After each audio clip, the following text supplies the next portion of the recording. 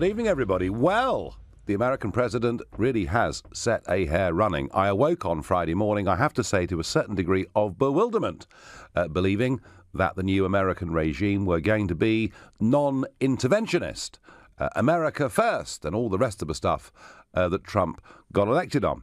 But I do understand that chemical weapons killing all those people, including those children, if the American government had absolute proof positive that it was Assad's regime that dropped chemical bombs from the air, they would have been conscious of the fact that President Obama put down a red line.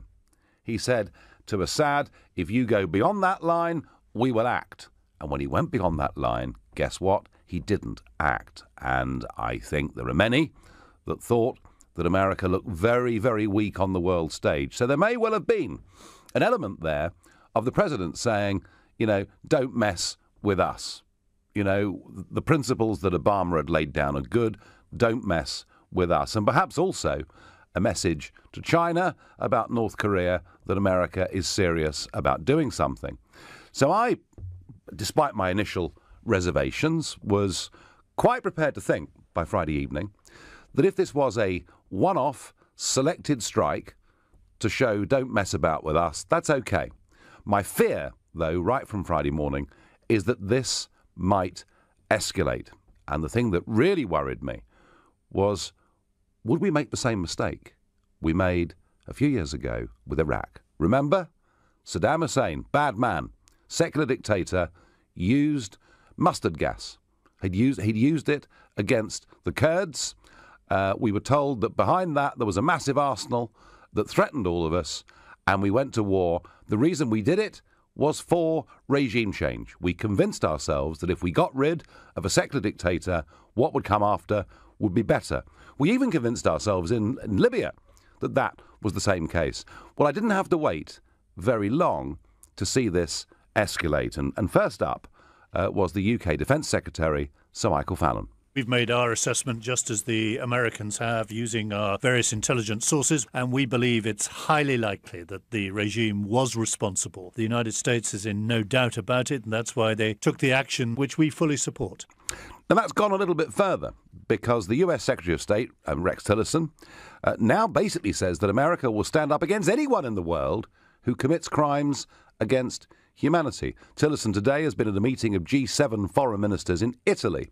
And this is what Tillerson had to say today. We remember the events of August 12, 1944 that occurred in Sant'Anna, and we rededicate ourselves to holding to account any and all who commit crimes against the innocents anywhere in the world.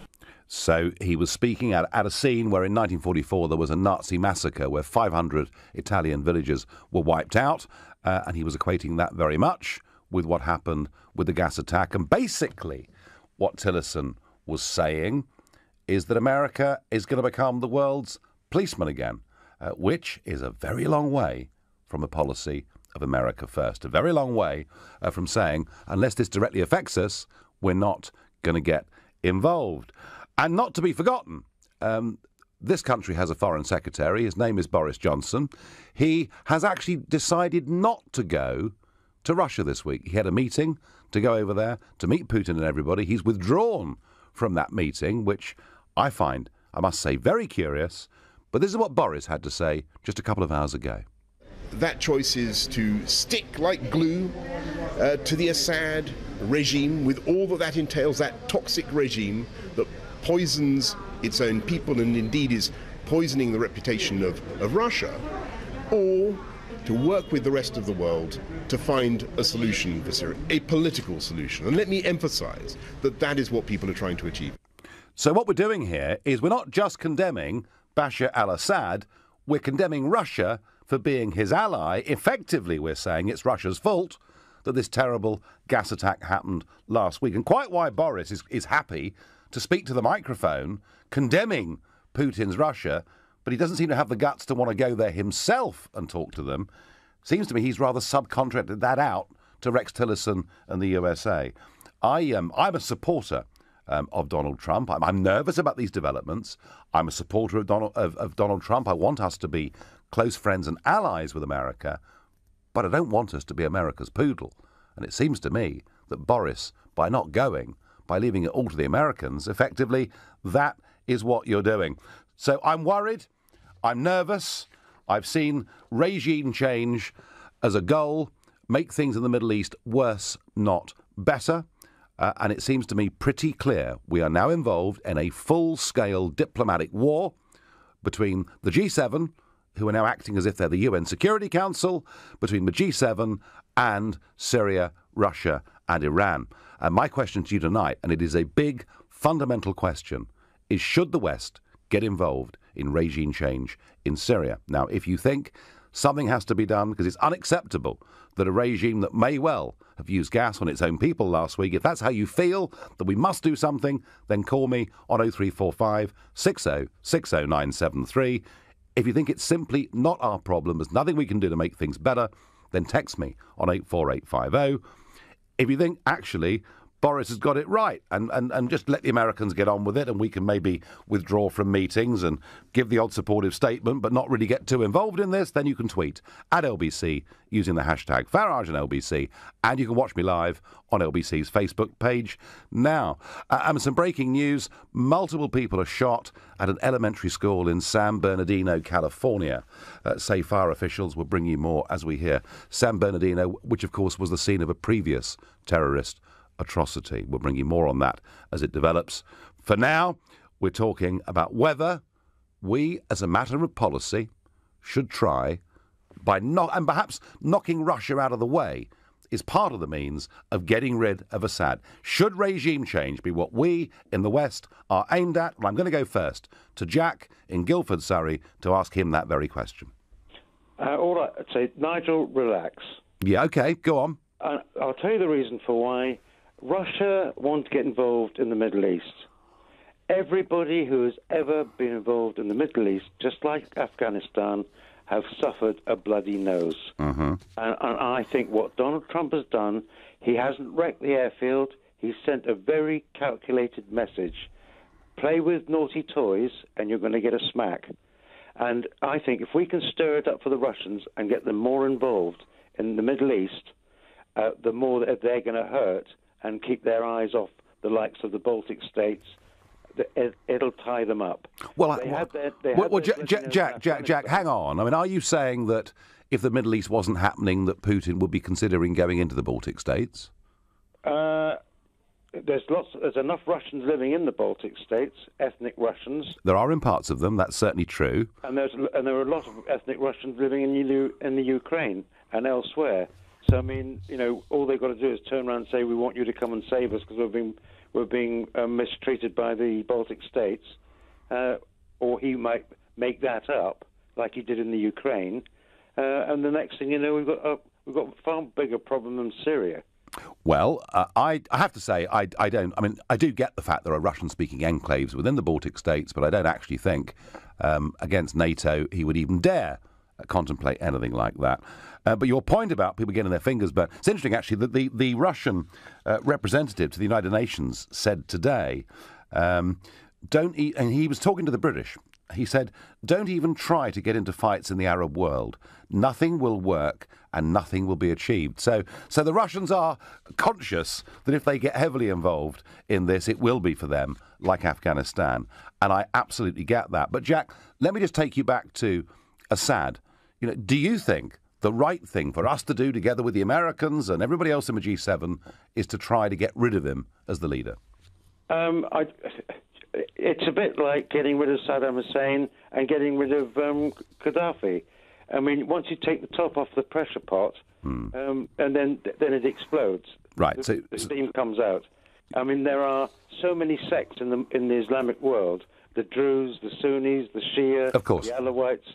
I mean, something needs to keep, if you're going to have that, or cut them up into regions. Yeah. But something needs to be done. And there is another point, Jack, that I think's been completely forgotten by virtually every commentator since those airstrikes that we heard about on Friday morning our time, which is this, that Assad is engaged, however bad he may be, but Assad is engaged in the fight and in the war against ISIS, that Putin is a sworn enemy of ISIS too. And I just worry perhaps, Jack, we've lost sight of that. I thank you very much for your thoughts and your calls. And I go to Drew in Islington. Good evening, Drew. What do you think? Hi, Nigel. Do you think this has got anything to do with insiders' positions versus outsiders' positions? It seems that regardless of whatever wing you're on, left or right, when you're an outsider, you don't feel that you should be as anti-Putin. And as soon as you become an insider, you suddenly become anti-Putin overnight. I mean, I predicted at the inauguration of Trump that he could potentially become the most anti-Putin president yet once he realizes the agenda. And I think it might have something to do with the petrodollar. What are your thoughts on that? It may be that, but I think it's probably less to do with the petrodollar and more to do with when an outsider becomes an insider, wherever it is likely that he or she will start to adopt some of the views of people around them. And, you go into the American administration, and you've got the State Department and you've got the G7 at which they're at today. So it could be that there has been a change of thinking. Certainly, Drew, what I do know is there are many, many, many Trump supporters who are sucking their teeth at the moment, just not quite sure whether they're going to get what they voted for. So, Drew, very interesting point. Insiders, outsiders. The outside comes in, perhaps they change. On tweet, Nigel, I feel the rocket strike on Assad should be viewed as a one-off and not a policy reversal. More of a shot across the bow, says Rob. Rob, if it was that, I would be much, much more relaxed than I am right now. So just to remind you of the breaking news, we're hearing that multiple people have been shot at an elementary school in San Bernardino, California. We'll bring you more details of that as we get them.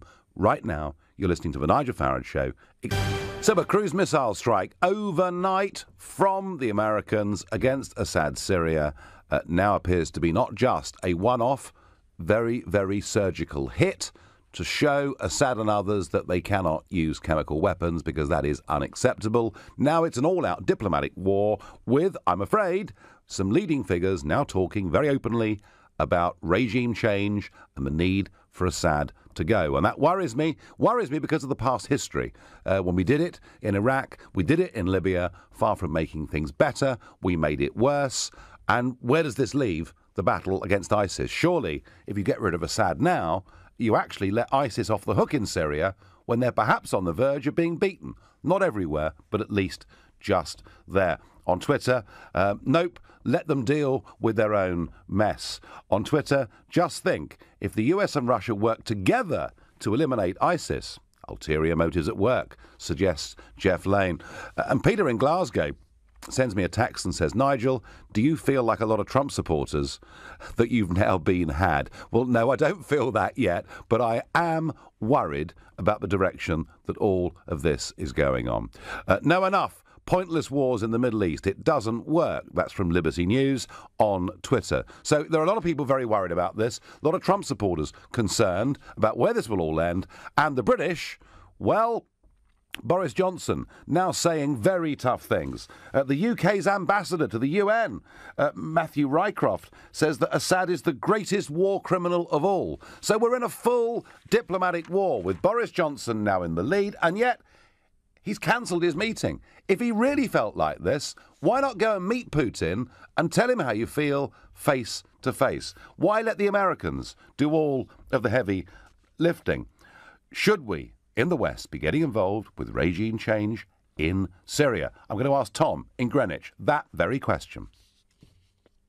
I don't think they've got the right to overthrow any government, especially when it's been elected. I mean, you can take this right back to when they said they went into Russia went into the USSR, went into Afghanistan, and the Americans said, "We're going to give them their created the terrorists, the Mujahideen." And it's all stemmed from there. We've had terrorism ever since. Do they want Syria now to be Russia's new Vietnam? Whatever happened to, George Orwell, not war? Tom, I don't know, man. I don't know. It seems to me that in the modern world, so many politicians seem to think that war is something we should jump into fairly lightly rather than it being the last resort. I'm going to leave you, Tom, because your line was rotten. And just a reminder, please, for all of you, how this actually started. We go back to March 2011 with pro-democracy, peaceful pro-democracy demonstrations taking place in Syria. And this, of course, was all part of the Arab Spring? Do you remember those popular uprisings against these dictators that many in the West thought would usher in some wonderful new age of peace and democracy across the Middle East? And it's those peaceful protests that have now led to a full-scale, all-out civil war with Russia backing the government and with ISIS now mixed in and perhaps the dominant part, maybe not, but certainly a part of the rebels, and a conflict in which now 1/3 people have been killed. Just worth remembering that they started off as peaceful street protests. I'm going to go to Chris in Stirling. Chris, tell me, should it be our objective now to get rid of Assad at all costs? I think we're being played. I think that the whole thing doesn't smell right at all. Okay. If you think about it, cui bono, who benefits from this? Assad was making gains. Russia was making gains with them. Yes. It's very difficult to know what's true when you look at different reports, but it looks like whoever did it managed to kill a whole load of innocent people. There wasn't any sort of military target there, or there was a military target there that had chemical weapons, and they bombed it just to get rid of it, which didn't obviously work. They had a chemical weapon which is many times more dangerous than cyanide, nothing like the phosgene and chlorine that's been used in the past. Mm-hmm. This is very, very strange. So the question is, who benefits? If it's not Assad and it's not Russia, because, if they're making gains and they're bringing upon themselves international opprobrium, when we're just about to have 2 meetings, the names of which escape me, regarding funding and further strategy in Syria, the person who did it is probably somebody who wants to perpetuate this war. It's somebody who wants to remove Assad, because that's what this would probably lead to. I must say, Chris, my first thoughts were, why, when he's winning, would Assad actually do this? And that was my first thought. It's also worth pointing out, Chris, to people that it isn't just Assad that has used chemical weapons. There was a big piece in the New York Times on Saturday saying that ISIS have used chemical agents of some kind on 52 separately recorded occasions. So, I do wonder, Chris, whether you're right. Look, there's no question that the aeroplane that was dropping bombs was from Assad's side. ISIS don't have aeroplanes, thank goodness. But it could well be that they bombed a target that was holding chemical gas. I just don't know, Chris, the rights and wrongs of this. What I do know, though, is that it's escalated since Friday morning. It's escalated within 72 hours now into an all-out diplomatic war with, governments now itching to get rid of Assad without any plan, it seems to me, Chris, of what should replace him. What say you to that? I agree, absolutely. If you look at, I've read the same piece that you did. The interesting points are that, yes, they use chemical weapons, but sarin is quite different to the other stuff. You've got to be one of the big players to get hold of it. So either somebody really, really irresponsible has given it to ISIS, or it's been. One could presume that it's actually come from,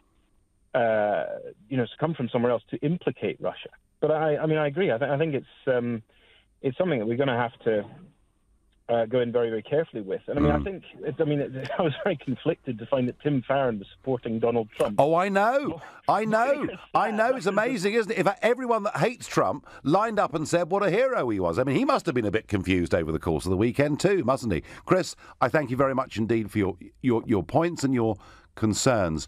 On Twitter, we tried regime change in Iraq, Libya and Afghanistan. Total disaster. We should be working with Syria to destroy ISIS, says Councillor Brian Sylvester. Nigel, have we not learned anything from history? We need to stay out of it. These dictators do bring stability to these areas and keep the peace. Those desperate for war sat in their comfortable offices, homes and chairs, should, if we go to war, be made to don military garb and placed in the vanguard of any military operation, says Dave Howard. Dave, I don't think we're going to be sending our politicians to go and fight in any wars. It ain't going to happen. Steve in Romford, should we get rid of Assad at all costs? Well, no, I'm looking at it from a wider picture, Nigel. What I'm looking at is a big fan of yours, by the way. Thank you. I would. Some chance. This is the thing. Why are we even worried about our friend, Mr. Putin? we know just what a wrong he is, as we'd say in my part of the world, East London.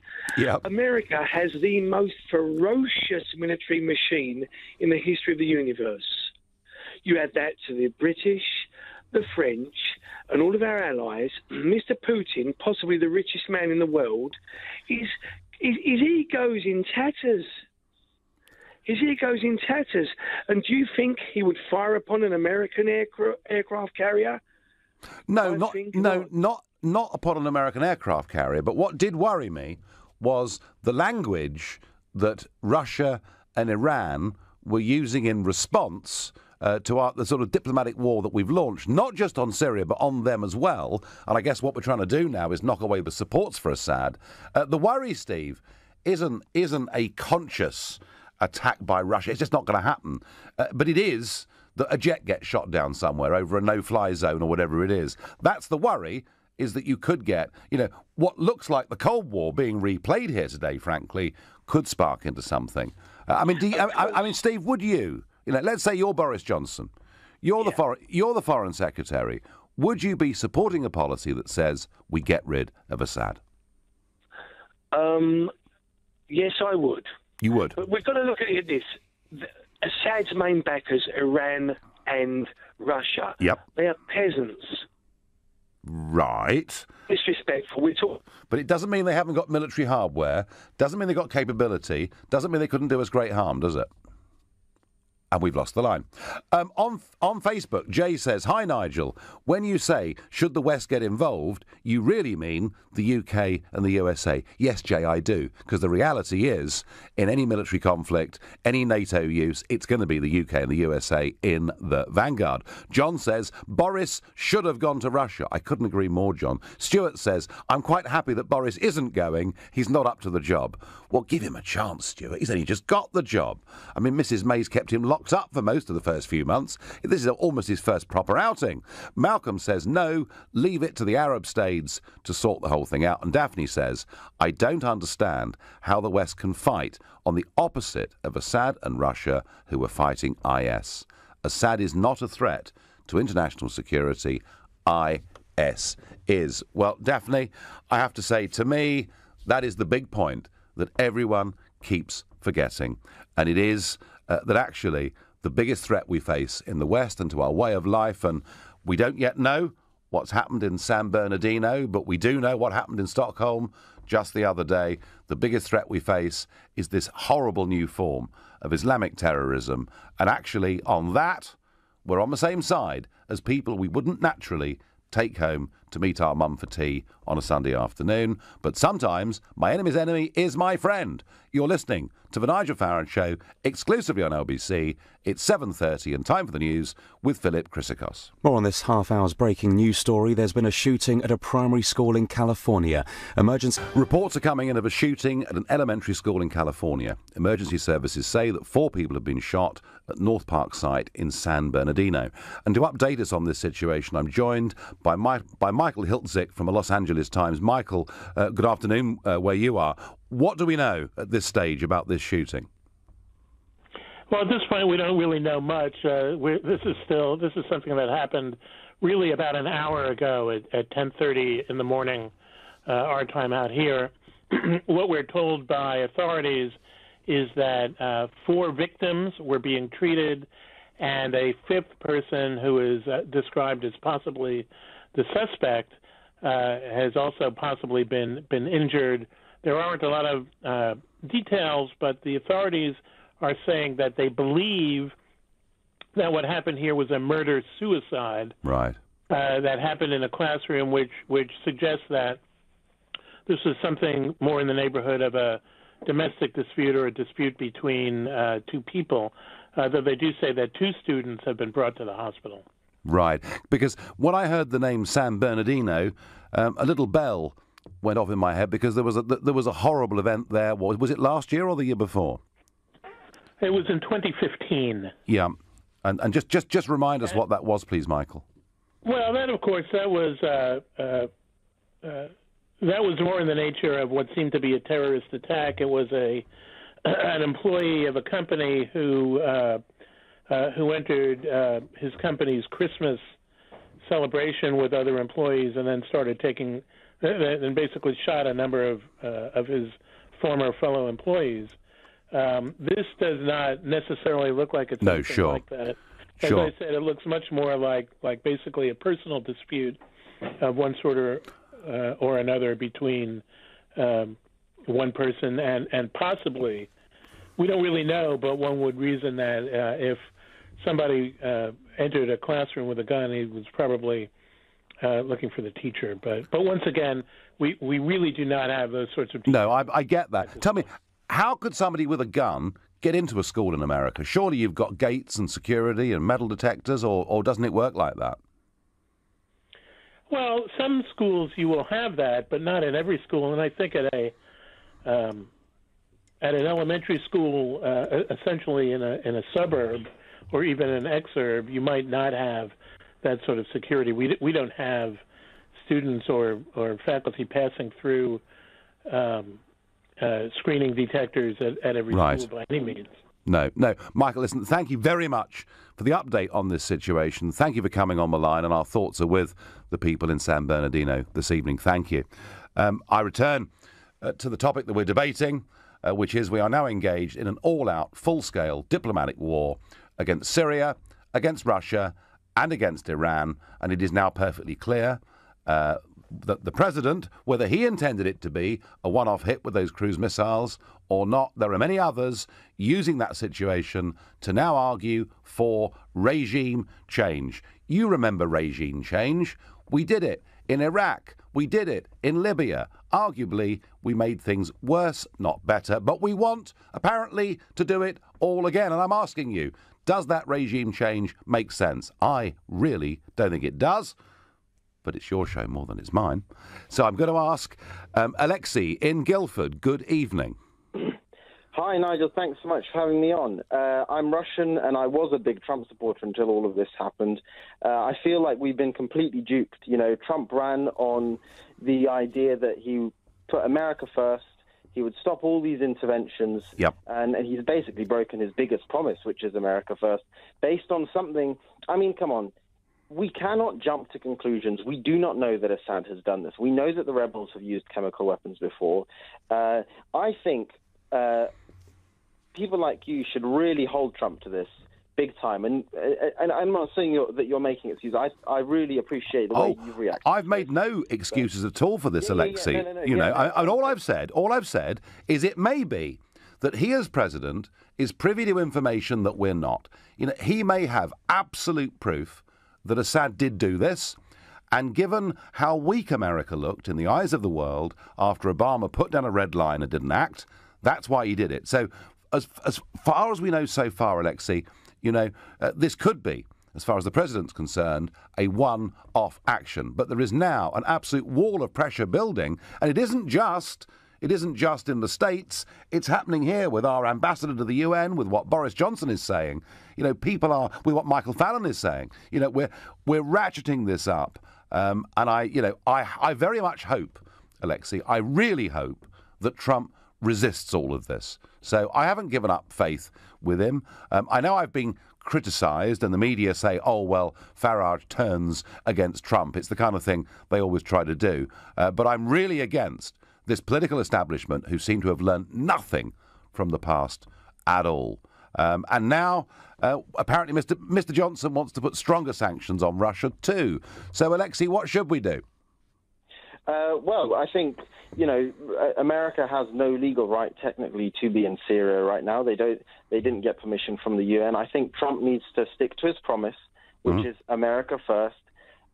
If they really want Assad to go, then, personally, I don't think it's their say. I don't think it's any of us say. I think it's for the Syrian people to decide. But I'm just so disappointed, I was so...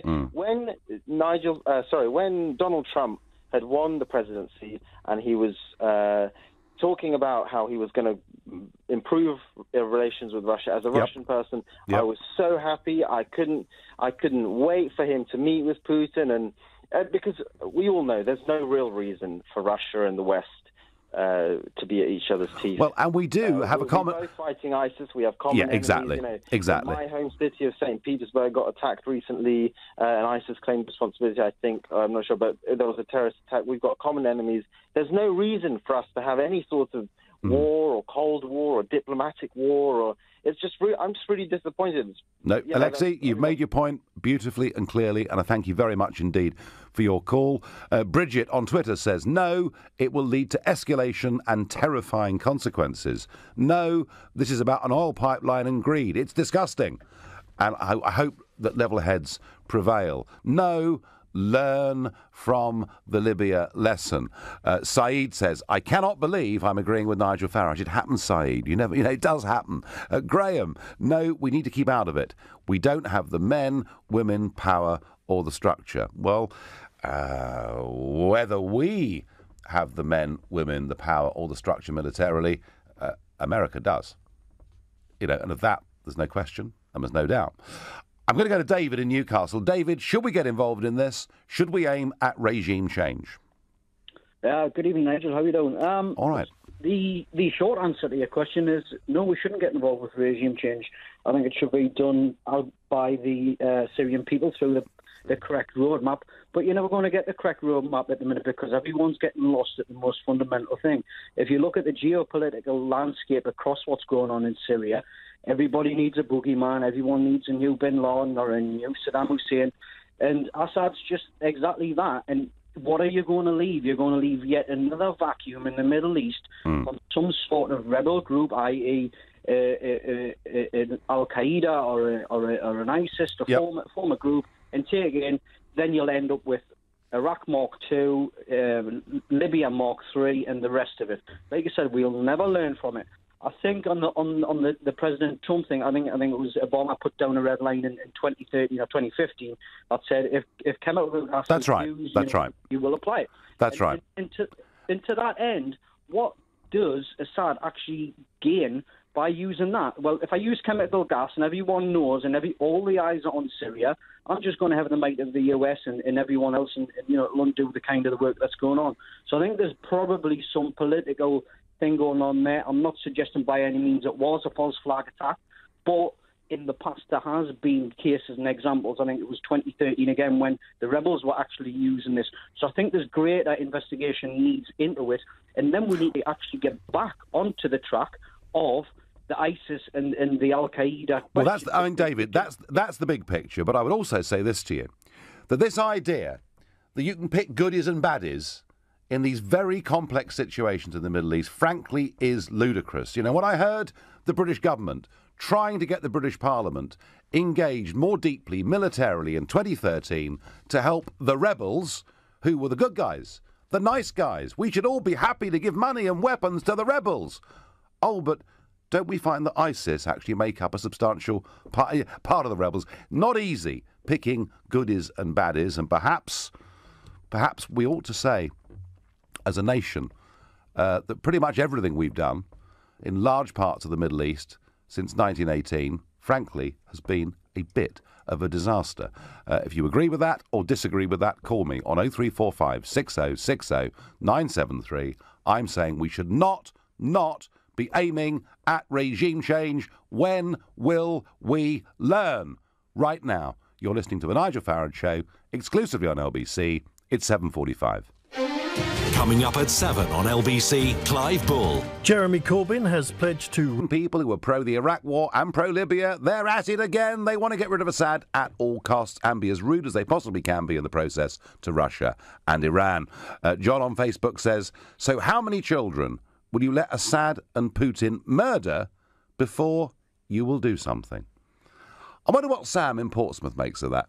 Sam, I'm being told, because I don't want to get involved militarily, that actually I'm standing by whilst atrocities are taking place, and that apparently is a reason for us to get rid of Assad at all costs. What do you make of that, Sam? I think the trouble with Assad is that he's gone off the radar of Americans. That Rex Tillerson said that he was off the radar. All of a sudden, the chemical attack happens, and he's back on the radar. I think it's media and terrorist groups that are starting to try and cause too much trouble.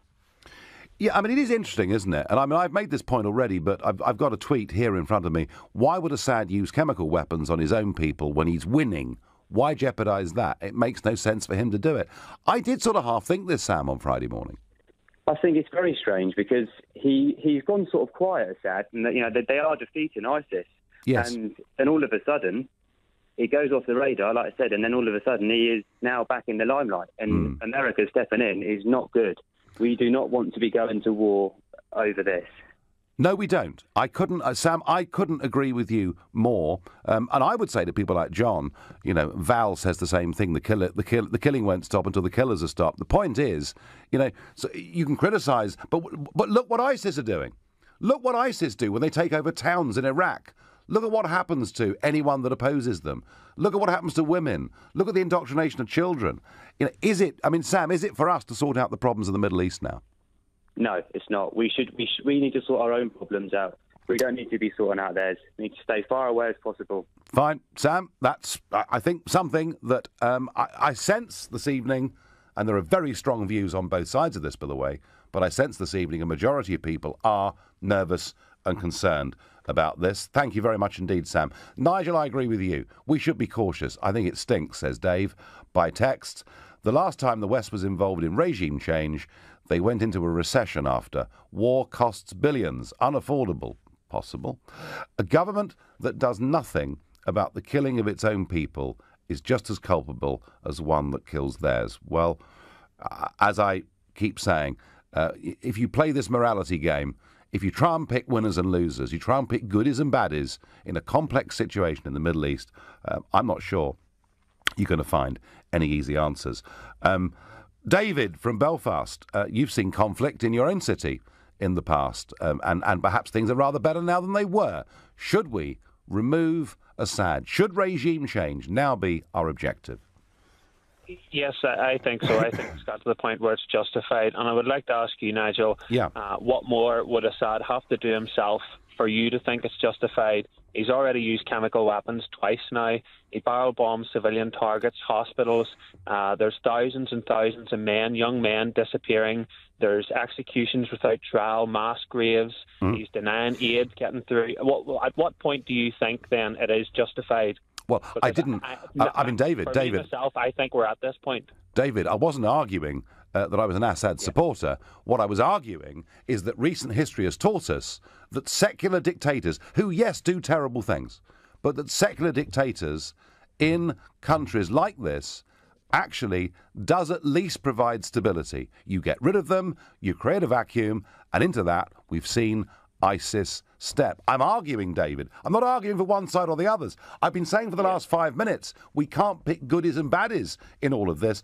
I'm arguing, David, we shouldn't get involved and that regime change should not be the West priority. Well, I was always taught by my family and my father that if you're in a position to help someone who desperately needs your help, you can't just stand back and watch. So if we were, David, okay, fine, I get that. So if we were to do all that we can to knock away the props, to perhaps escalate the bombing or whatever it may be, if we do get rid of Assad right now, who really benefits from that, do you think?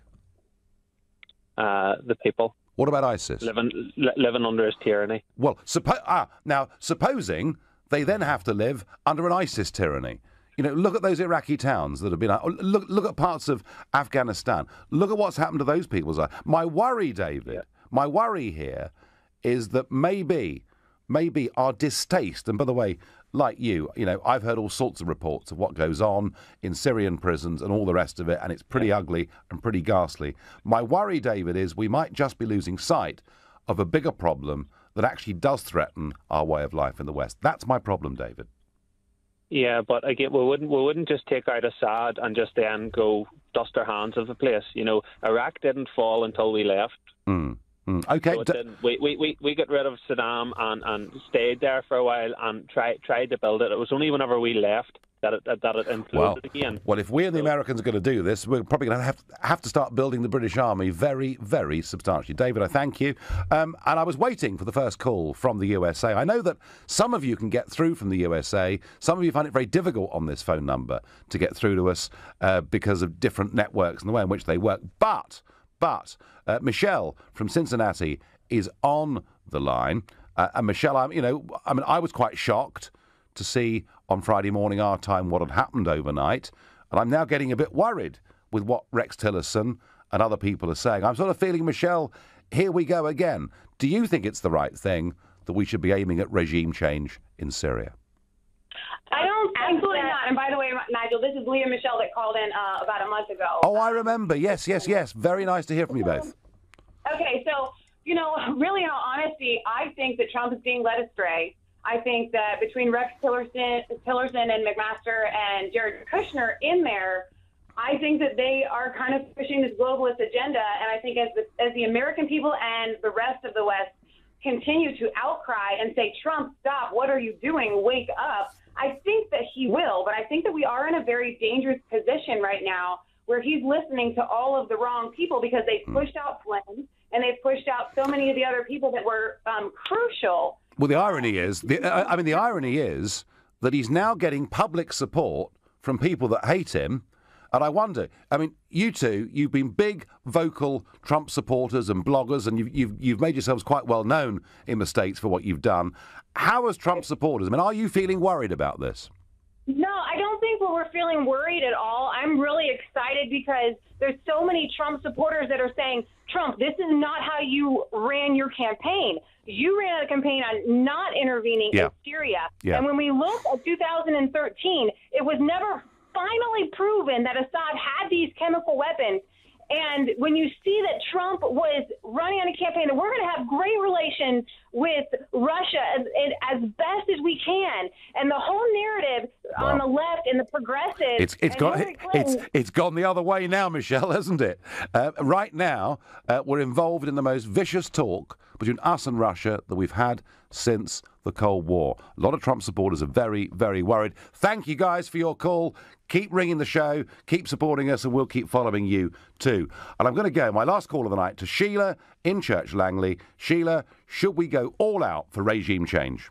Definitely. You see, Assad has got a big following in his country, Nigel. Yep. He must be left alone. We will have a repeat of Libya and Iraq. No way must it continue. What we need to do is put pressure on Mr. Trump, who I believe in the past was quite all right with Mr. Putin, and by putting pressure on him, and when all this dies down a little bit, they'll get talking, and hopefully he'll be able to influence Assad through Mr. Trump, hopefully. Yeah. And we don't want another Iraq by any means. We'll have terrorist things happening all over. But I do wonder, Nigel, that Trump's son-in-law, who is Jewish, and maybe he's been influenced, he would have the history of the Jews being gassed and all that business, and I dare say maybe some influence came from there, and I don't blame them. Well, I can't comment. I can't comment directly on that, Sheila. But clearly, there's a lot of people in the White House now urging Trump to go a lot further than he went last Thursday night, Friday morning. And I'm, Sheila, like you, very worried about it. My final thought on all of this is, let's just think about this, shall we? A tyrant running a Middle Eastern country who treats opponents very, very badly and who is seen to have used gas against his own people. Something must be done, said Tony Blair and George W. Bush. And we went to war in Iraq and we got rid of him. Hooray! Then we got rid of Gaddafi and we made it worse, not better. And whatever crimes Assad has committed, he is fighting ISIS, who pose a threat to our way of life. Please let us not make this mistake again. That's how I feel. You've been listening to The Nigel Farage Show on LBC. I'm back tomorrow from 7. Coming up at 10, it's Ian Collins. But up next, it's Clive Bull. Thank you, Nigel. So coming up later at 9, it's the Business Hour. We have advice on how to start up a new business or take it to the next level. Your calls to the business. And next it'll be Yemen. They'll be coming from Yemen because Saudi Arabia are attacking Yemen. Yeah. And there's a massive humanitarian. No, Chris, I do agree with you. We have caused a huge number of problems. I thank you for your call. The Saudi Arabian Independent in September 2016 said that Saudi Arabia has issued residency permits for 100,000 Syrians, though it has not formally accepted anyone actually classed as a refugee. So to begin with, Sadiq, I don't know where you got your figure of 2 million from. I mean, that was fake news. But the important thing is, clearly, they've taken 100,000 middle-class people who've got lots of money, who've gone in to Saudi Arabia, are able to buy properties, etc. They haven't taken anyone poor. They haven't taken anyone that's cold or is suffering. And I'm going to go to Yola in Dulwich. Yola, good evening. U-turn. Hello. Is it genuine? Hello. Is it genuine? My question is kind of different, because I wonder, will those already in Europe or in Sweden be able to bring their families? So if so, there could be another 5 million. Well, I mean, Sweden's population is just over 9 million, and it's gone up 1 million in the last 15 years, and over 2/3 of that is directly attributable to people that have come in. And Yola, you're right. If those people are all given the rights of family reunion all over the world, then Swedish society would be completely skewed by it. So Yola, I don't think Swedish policymakers really thought any of this through. The point you raise is a very good one and a very, very valid one. And my final thought on all of this is, whether it's David Cameron telling us numbers are going to be reduced, whether it's Theresa May making grand speeches, whether it's the Prime Minister of Sweden doing a dramatic U-turn, whether it's the EPP group in the European Parliament backing the banning of face veils, whether it's Angela Merkel saying that everybody needs to be more deeply integrated and respect the rule of law in Germany, I have to tell you, I don't believe a single word of it for any of them. And before they start U-turning and pretending they're going to change policy, why don't they just stand up and apologise for the terrible mistakes they've made over the course of the last few years? I'm waiting. I'm not holding my breath, though. You've been listening to The Nigel Farage Show here on LBC. I'm back tomorrow evening from 7. Coming up at 10, it's Ian Collins. But up next, it's Clive Bull, who will have the latest on that breaking news. Thank you, Nigel. So, in a court today in Stockholm, the truck attacker, Mr. Akilov, who's 39 from Uzbekistan, has admitted carrying out the attack and confessed to it being a terrorist crime. Remember, 4 people were killed, one of them being British. And since that attack, it's quite interesting that Sweden, that has prided itself on being the most liberal country in the Western world, that has pro rata taken in more migrants, more asylum seekers than any other country in the world, and have been pretending all the way through the last few months that actually there is no problem, the policy has been a great success. But boy, we have seen a bit of a U-turn on this, because the Swedish Prime Minister, Stefan Löfven, OK, he's not a household name, but he is the Swedish Prime Minister. He has said, we will never go back to the days of mass immigration. That's what he said. He couldn't be clearer. My question to you is he right to say that? But perhaps more significantly, does he actually mean it? Or is he, with the general election coming up next year, doing his utmost to con the public? And I say that because there was an opinion poll that came out this morning before this court case showing the Swedish Democrats on 27%. The Swedish Democrats, who have been absolute political pariahs in Sweden and who do have, going back to the 1980s, a pretty unfortunate far-right image, have cleaned up their act to a very large extent. They are now in the lead in these opinion polls. So is he right to say, the Prime Minister, that mass immigration has to come to an end? And does he really mean it? In fact, do any of them mean it? I mean, after all, we've been told since 2010 that net migration in this country was going to be reduced to tens of thousands. So let me know what you think. If you think he's right to effectively put a stop to it, then call me on 0345 6060 973. If you think basically he's just trying to con the public, well, you can text me at 84850. If you think borders don't matter because we're all world citizens now, well, tweet at LBC using the hashtag Farage on LBC, and you can watch us live on LBC's Facebook page now. And I'm going to go to Jennifer in Lincoln and ask her, is he right to make this dramatic U-turn in terms of Sweden's policy? Yes, hello. Good hello, evening. Nigel. Good evening. Good evening. At last I got through to you. Right, I definitely think he's right.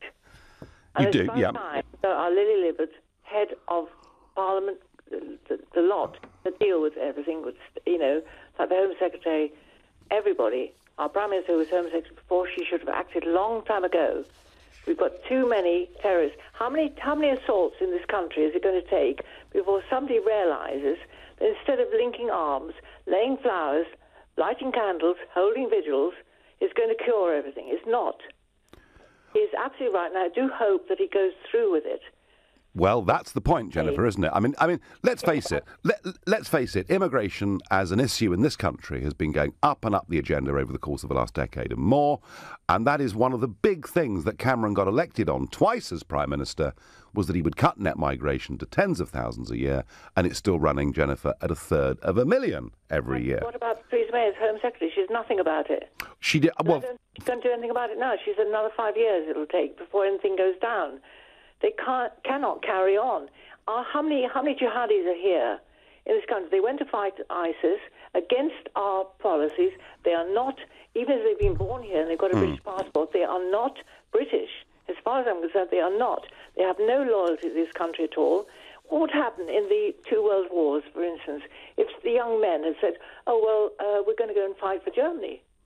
It's losing now, we're going to come back. Jennifer, if you were tomorrow given Theresa May's job, what would you say? What would you do? I would say to the Home Secretary, now, knuckle down, get down to it, and get rid of the scum in our country. First of all, as Trump has said, let's get America right, let's get England right. We're far too loose and far when too you say when you say the scum, what exactly are you referring to? The people are not having no allegiance to this country at all. They have no allegiance at all. They are just brewing all the time, working out how can we attack this country, how can we do this, you know. The mosques are very bad, a lot of them, especially one in Luton is terrible, you know, and the schools, I know a lot of them been closed down, but we have to tighten up. We have to tighten up. Jennifer, I get the point. We have to tighten up. And I thank you very much for your call, even if that word was a bit rich for most. Andy in Cardiff, tell me, does the Swedish Prime Minister actually mean it when he says mass immigration is going to come to an end?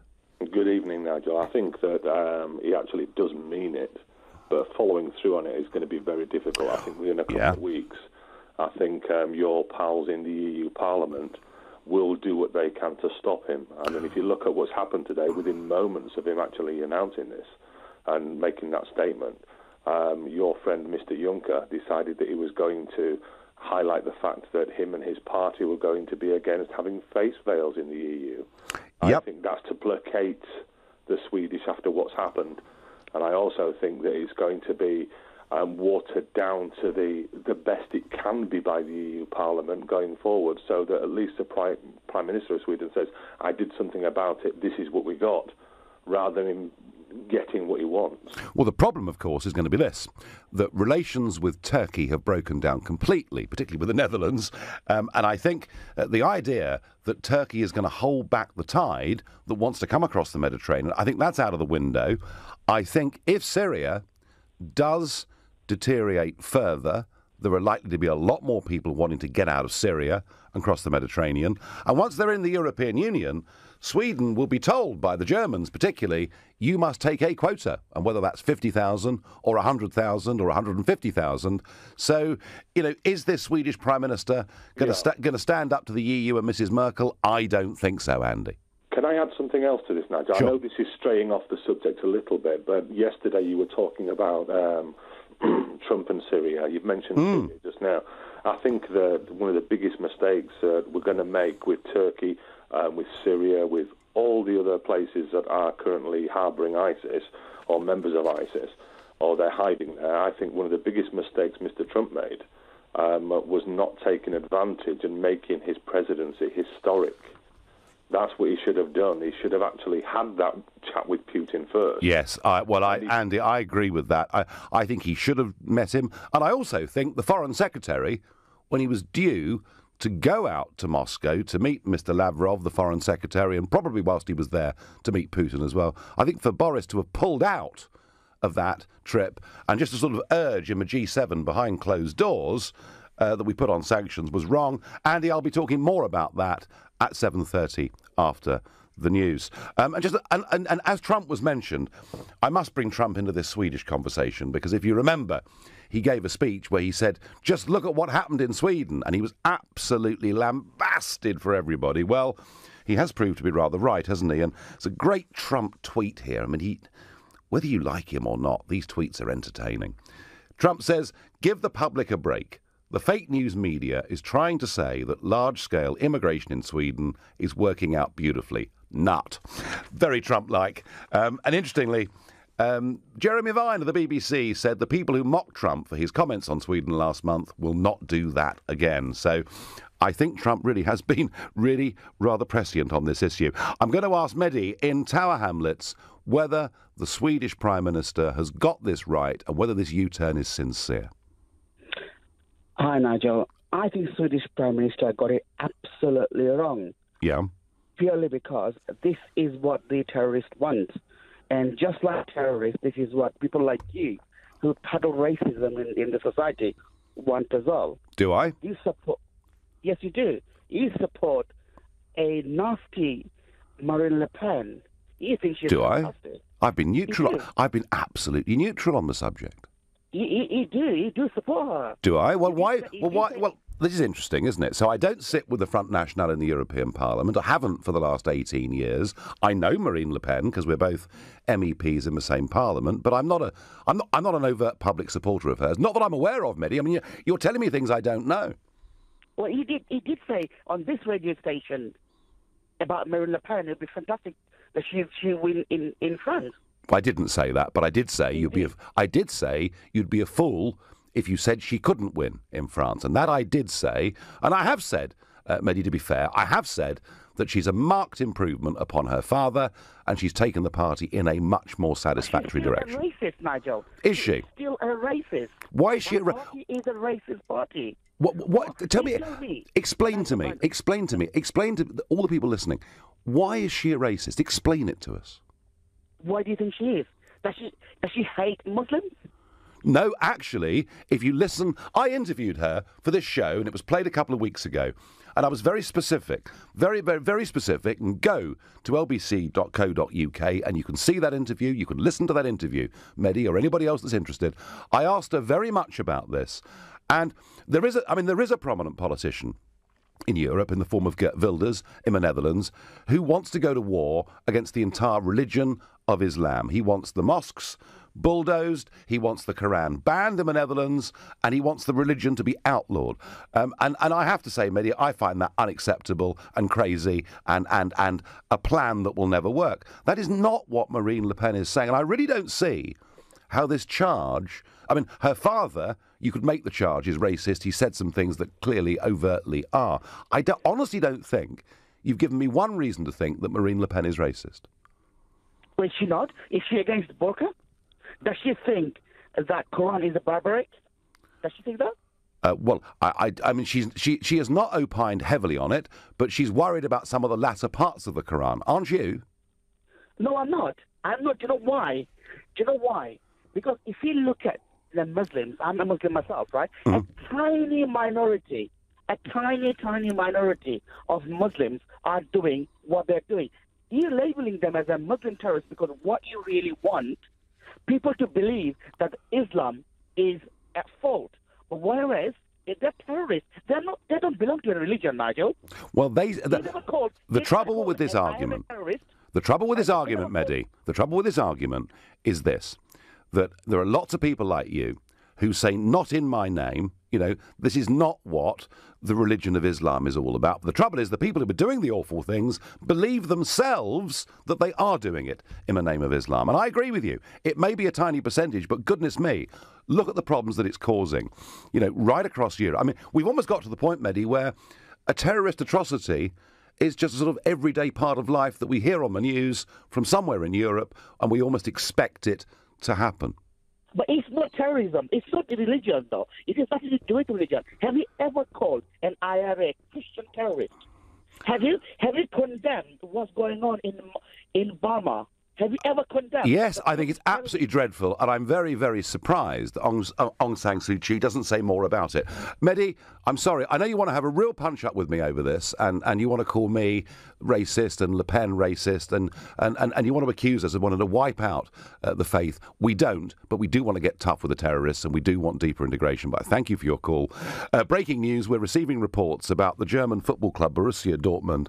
A bomb has exploded on its team bus after it left a hotel ahead of a Champions League game this evening. We're hearing one person was injured. I'll update you on more of that after the news. Dortmund were due to take on Monaco in a quarter-final. Right now, you're listening to The Nigel Farage Show, exclusively on LBC. It's 7:15. Nick Ferrari at breakfast. Conflicting reports about a bomb explosion. We first thought it was on. We're now told it's near the team bus of Borussia Dortmund, who are heading off to play Monaco in a Champions League game. The club say no players have been injured, but one person has. We'll find out more over the course of the next hour, and we'll even try and get a news report directly from Germany, if we possibly can. Returning to the theme that we're discussing tonight, the Swedish Prime Minister, in a dramatic U-turn, has said no more mass immigration, and all of that on the day when the truck driver admits that it was a terrorist act that took place in Stockholm. And I'm really asking the question, not only is the Prime Minister right to say that mass immigration should come to an end, but does he actually mean it? And Mehdi, who I was debating with before the break, seems to think that anybody that is critical of large-scale mass immigration is guilty of racism. And I'm sorry, Mehdi, that just doesn't wash. You know, when I asked you to give me examples of why people like me or Le Pen were, in your view, in your eyes, racist, you couldn't give a single piece of evidence. No, my concern is that I think that there is a growing tide of public anger. We've got new political parties springing up right across Europe. In Sweden itself, the Swedish Democrats now on 27% in the polls and clearly in the lead. And I think ahead of big elections, there's a lot of posturing going on. Andy in Cardiff mentioned the Islamic face veil ban earlier. We'll just sort of give you the facts of that. So the European Parliament's biggest political group, it's called the European People's Party. They're a Christian Democrat centre-right group. They, at their conference in Malta last week, have adopted a resolution saying, both for reasons of security and because seeing one another's face is an integral part of human interaction in Europe, they are now calling for a ban on Islamic face veils, something they wouldn't have even contemplated a year ago or 2 years ago. And similarly, Mrs. Merkel, you remember her? We can do it. As many of you that want to come, we can deal with it. And Mrs. Merkel now says that migrants must respect tolerance and that they need to become fully integrated into the German way of life and to respect it. So I think these are postures by the EPP group. They're postures by Mrs. Merkel, and I suspect postures by the Swedish Prime Minister. I don't think they're sincere. I don't think they mean it. Perhaps I'm wrong. Perhaps I'm completely wrong on all of this. If I am, call me on 0345 60 60 973. And I'm going to Jack in Bromsgrove. Jack, immigration levels into Sweden have been the highest of any developed country in the world.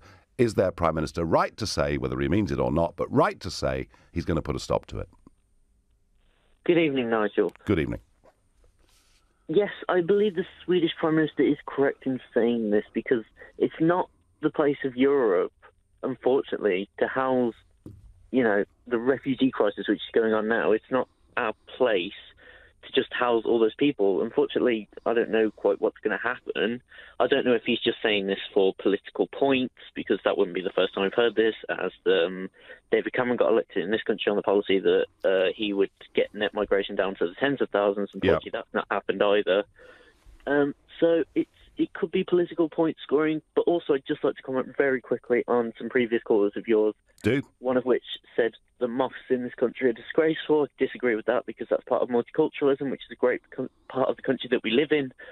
And your previous caller, which called you a racist, no, you sit in the European Parliament, you've been elected, you sit there, you are Eurosceptic, but that's your right because you're a person. You can sit there and stand there and say whatever you want. Yeah, reason, of course. Jack, this point about multiculturalism, it depends what multiculturalism means. if it means to you a diverse society of different people with it, that genuinely, means the food's more varied and life's more jolly, that's great. If it's multiculturalism, Jack, which means actually different communities by religion or race being separated off from the rest of the population, then surely, Jack, in that sense, multiculturalism has been a failure, hasn't it? Well, it's the argument of theory versus practicality, isn't it? You can walk around London and hear how many hundreds of different languages speaking, but that's the kind of multiculturalism that I like, because I live in Birmingham. Right, but as long as they can also speak English too, Jack, yeah? Oh, of course, yeah. Fine. We live in the United Kingdom, and that's yeah. language.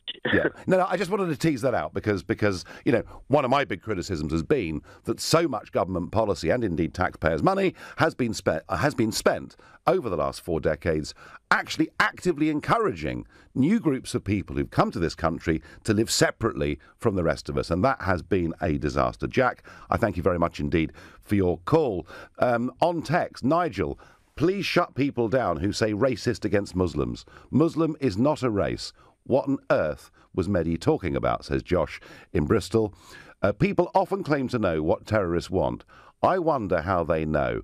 All we know for sure is they want to kill and maim, says Michael. And I like this. I like this on Twitter. Have they apologised to Donald Trump for being right, asks Ann Cooper. Not a cat's chance in hell. They won't apologise to him. And can you imagine Mr Juncker? Because before the mass of people started crossing the Mediterranean, I said in April 2015 in the European Parliament that Juncker putting in place the European asylum policy would be a disaster, because they'd drawn the bounds of who would qualify as a refugee far too widely.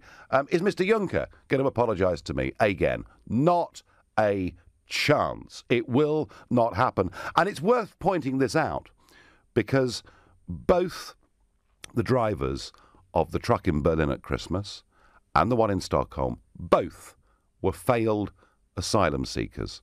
In the case of Stockholm, this man was given 4 weeks to leave the country. He simply disappeared.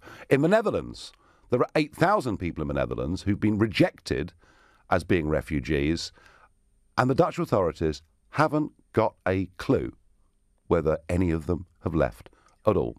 And this is the point. And I believe that if you look at most of the people that are coming, they would not qualify as refugees under the 1951 Geneva Convention.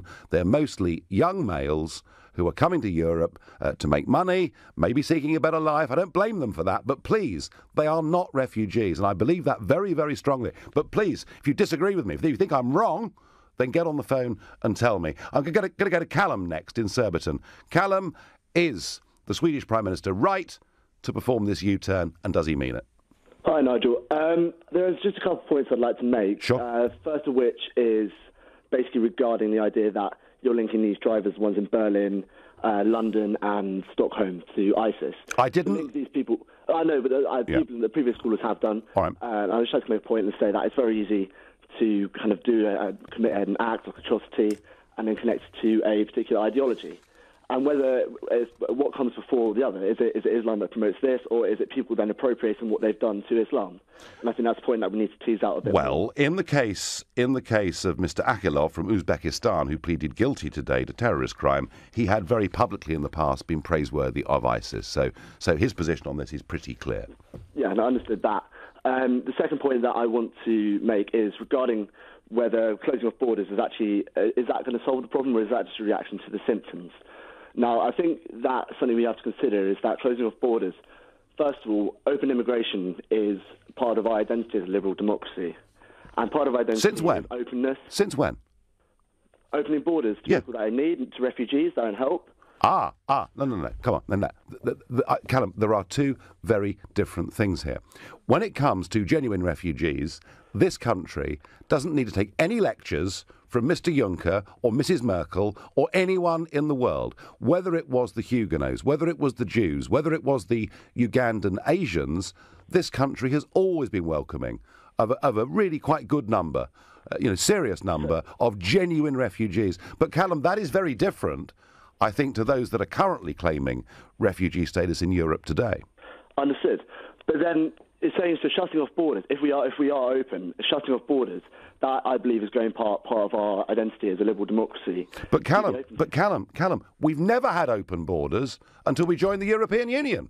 And for the first 25 years of that, we didn't notice because the living standards, the education system, the healthcare provision was roughly similar in France and Germany and the United Kingdom and the Netherlands, etc. Really, genuinely open borders began in 2004 when we opened up to 8 and then 10 former communist countries who were very much poorer than us. I mean, I don't think, Callum, you can justify saying that open borders have made us what we are. It's a very recent thing. That's the point I'm making.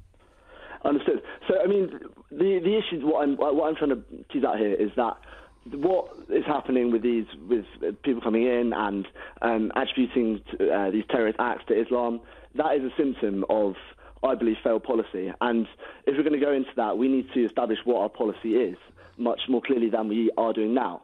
And if you look over since 2013, Donald Trump has changed his policy regarding Assad 5 times. Now, there's no consistency within the leader of the free world. How can you expect there to be any real consistency with how we're going to approach the issues of migration? Now, Certainly, Callum, as far as Trump's concerned, I'm watching very carefully what's happening in Syria. Rex Tillerson, and I'll talk about this after the news, but where Trump has been very consistent is on Sweden, and he's owed an apology. And Callum, I thank you very much indeed for your call. OK, so we're waiting for more news about Borussia Dortmund's bus. A bomb has exploded either on it or near it. We're not quite sure. Sources seem to vary on this. We're told one person was injured. We don't yet know any more. We will endeavour to find out what we can. You're listening to The Nigel Farage Show, exclusively on LBC. It's 7:30 and time for the news with Rupert Bartier. German football team Borussia Dortmund. Well, the news about the Borussia Dortmund football team bus, where there's been a bomb either on or near it, has been added to slightly. We're now told that 3 explosions have been detonated in Dortmund this evening. That's all we know. As I get more, I will come back to you. The G7 were meeting today, and Boris Johnson, our Foreign Secretary, was pushing very hard to ramp up sanctions against Putin's Russia. He didn't manage to get any agreement. But Rex Tillerson, the US Secretary of State, who is just about to jet off to meet the Russians, including Putin, Tillerson said that Assad's days are now coming to an end. I don't know quite what that means. Does it mean there are going to be more airstrikes? I don't know. I hope not. Personally, I'm rather worried about this. And on the other side, well, the Russian Foreign Ministry said that relations are worse between Russia and the West than they've been at any time since the Cold War, which is pretty much what we said last night during our debate on this. And Vladimir Putin has claimed that he has information that the United States is planning a fresh wave of airstrikes in Syria, this time in the capital, Damascus. And extraordinarily, Putin has said that Moscow has also received intelligence about planned fake chemical weapons attacks, which would be done by the Americans in an attempt to frame Bashar al-Assad. Either way, however you look at this, relations are deteriorating very, very quickly indeed, and I genuinely think we should be worried about it. Back to the main topic of our discussion tonight, which is the dramatic U-turn by the Prime Minister of Sweden saying mass immigration has ended. Is he right? Does he mean it? Roy, does he mean it? Is he being sincere? Roy in Reigate, good evening. Hi, Nigel. Thank you very much. I think he means it. Whether he can instigate it is another matter. Yes, I mean delivery is a problem, isn't it? And as I pointed out, that what is now happening. I mean, we're not part of the Schengen area. We never ever were, thank goodness. But what the Germans have really tried very hard to do, with the vast numbers of people that have come, is to divvy them up amongst all the member states of the European Union with a quota system. Now, in the East, countries like Hungary, Slovakia, the Czech Republic, they just said, forget it. We're not interested. We're not playing your game, Mrs. Merkel.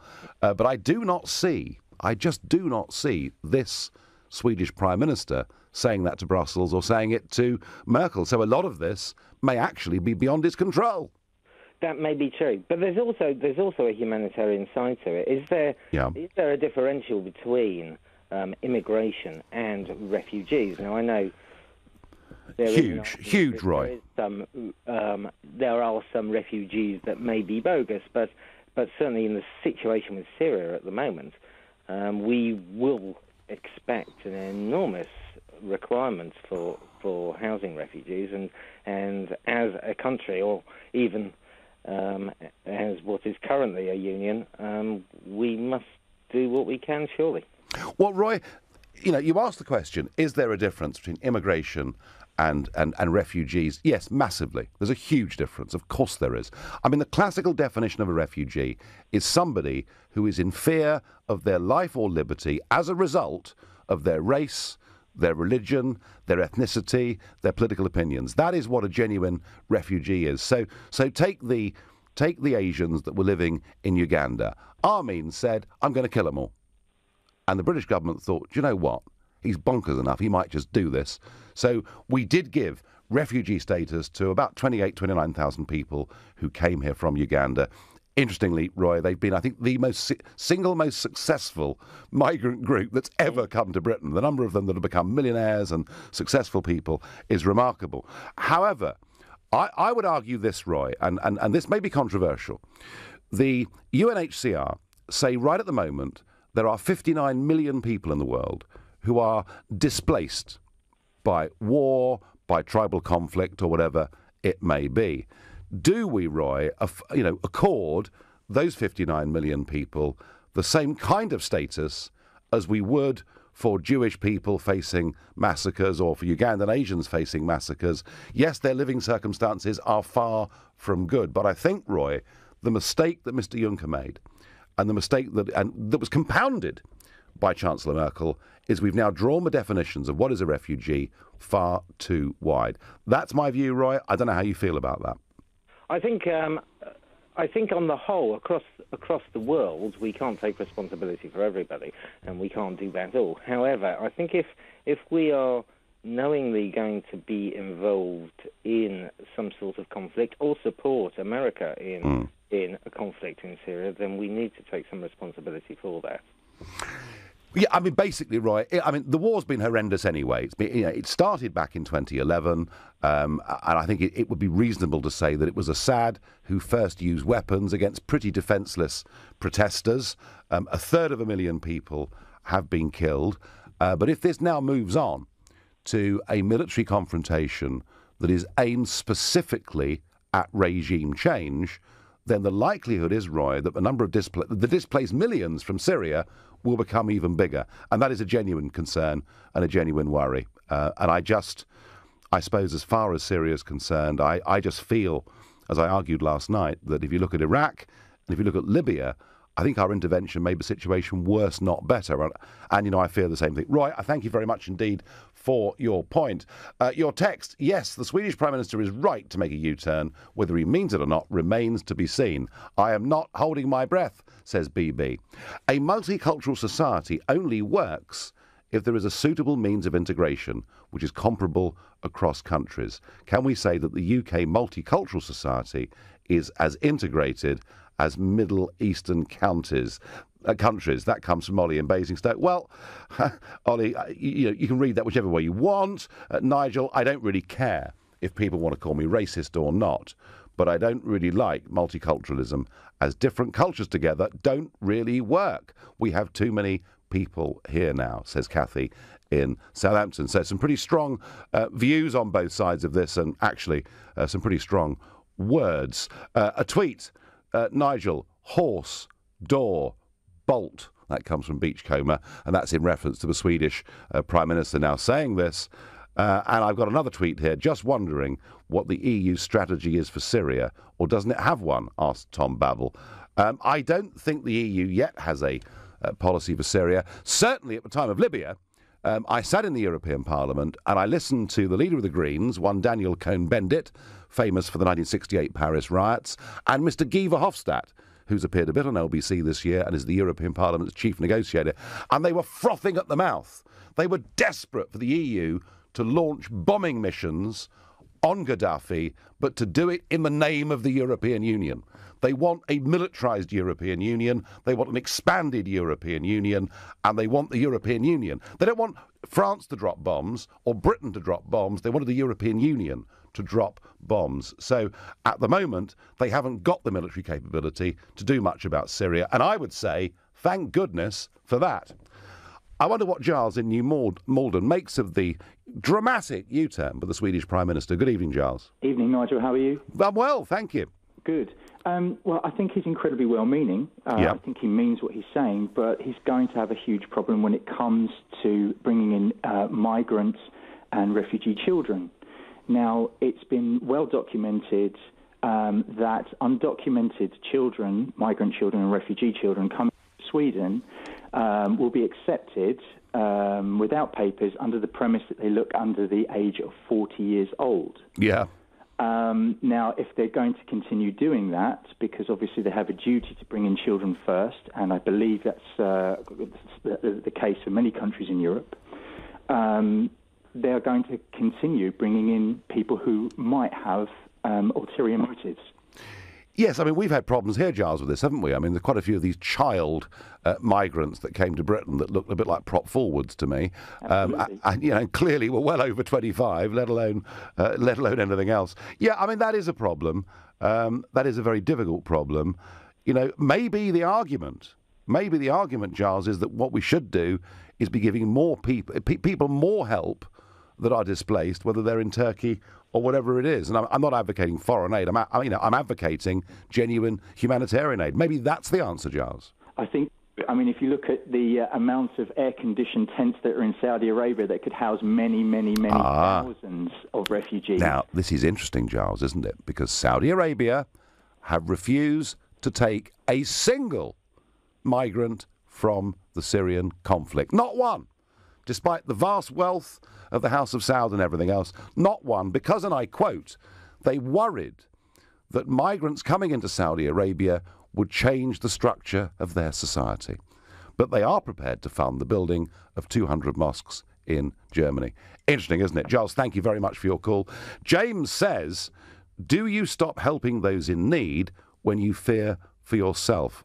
James, I think that people right across Europe are increasingly fearful and worried that through our compassion, we may be letting very bad people come into our country. And James, you know, I mean, if you were sitting in the Netherlands tonight and you'd heard this news, that there are 8,000 people have been rejected and that the government have got no idea whether even a single one of them has left, would you be concerned?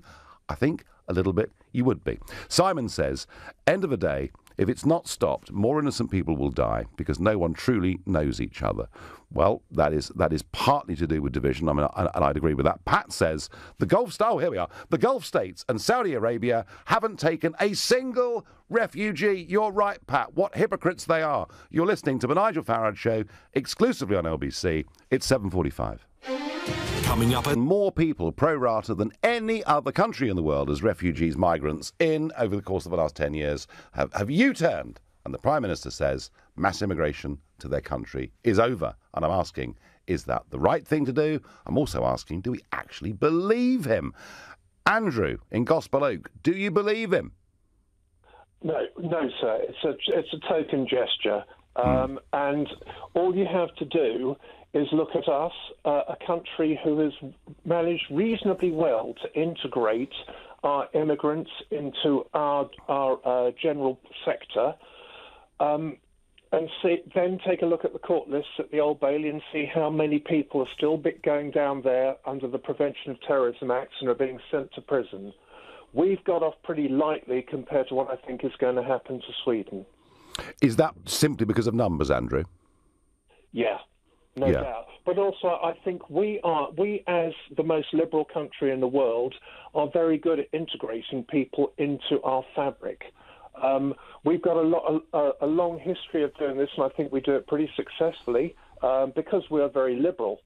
We're so liberal, in fact, that we managed to police this, and we have people informing on their own communities sometimes, thankfully. Well, that's a good thing, isn't it? Yeah, I mean, if that's happening, Andrew, that is a good thing. Yeah, I would agree. I think, do you know, when I first went to the European Parliament back in 1999, one of the things that struck me was, and it's your point, Andrew, that actually we had the best levels of integration of immigrant communities within our society of any country in Europe, and the lowest and least forms of intolerance. I saw a lot more of it in Brussels and Strasbourg than I'd ever seen in the United Kingdom. I do think, Andrew, even here, though, that's been a little bit stretched over the course of the last 20 years, don't you?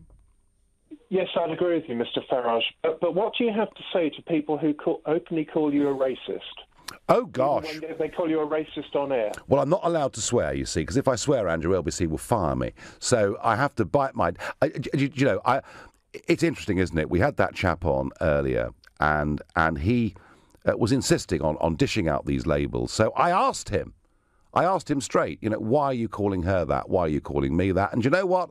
Answer, there came none. And so I think that's really the answer to your question, Andrew, is I throw it back at them and ask them for some evidence, and they never, ever seem to have any. Andrew, I thank you very much indeed for your call. I'm going next to Sadiq, who's calling from Ilford. Good evening, Sadiq.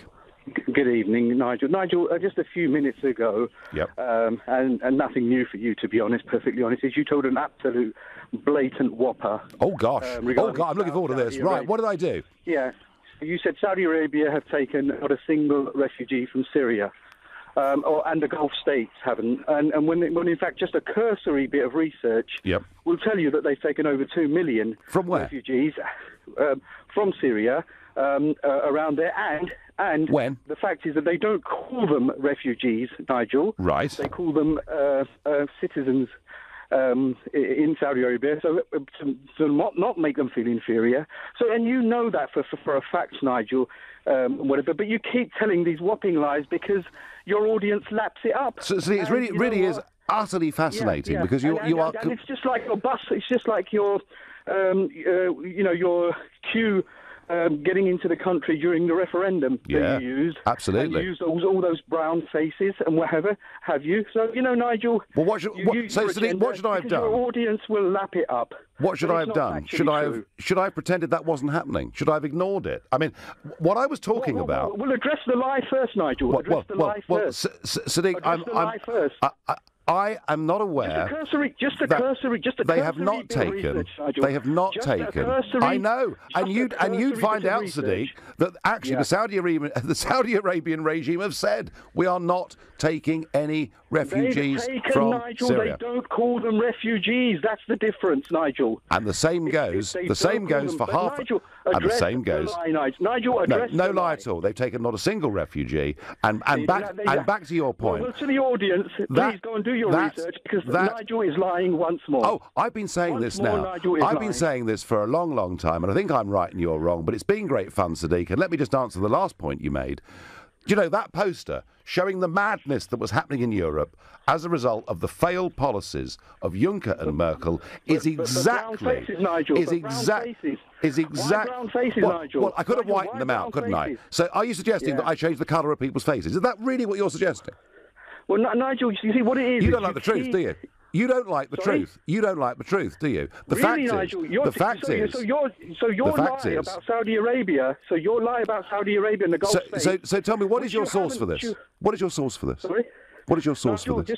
Just do a cursory research on research. And the Saudi Arabian Sadiq, Saudi Arabian ambassador himself made the speech. I think this is fake. I think this is fake news, Sadiq. But it's been fun. Nigel, your middle name is fake. Your middle name is fake. Well, I tell you what. I've been getting away with it for a long time then, haven't I? I must be quite good at it, really, mustn't I? Sadiq, thank you for that charming, fascinating, factual call. Chris in Colchester. There's been a U-turn in Sweden. Is he right? Does he mean it? Well, I would take it with a pinch of salt. I don't think he's right. I don't believe that he's telling the truth. No, all our mainstream politicians lie like this. But also, I think we need to stop. It's all well and good saying, should we take refugees? We need to stop creating refugees. This has all been done by action. I mean, just that attack today, the attack by the guy in Uzbekistan, I'm sure they're a Western-backed brutal regime in there, aren't they? Well, yes. I mean, that's obviously true. But when you say we've got to stop the refugee flows, do you mean fewer wars in the Middle East, Chris? Is that what you're suggesting? Yeah, definitely. Yeah, this is why people. This is why they're fleeing their homes, because we're creating carnage in Syria, Afghanistan, Iraq. If we get rid of Assad, who's to say that the people that take over will be any better than Assad? They might be even worse. And it'll be Al Qaeda and Al Nusra. They're the ones he's fighting against.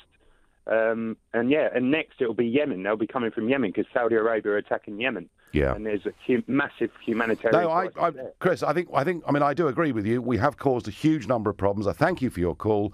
The Saudi Arabian Independent in September 2016 said that Saudi Arabia has issued residency permits for 100,000 Syrians, though it has not formally accepted anyone actually classed as a refugee. So, to begin with, Sadiq, I don't know where you got your figure of 2 million from. I mean, that was fake news.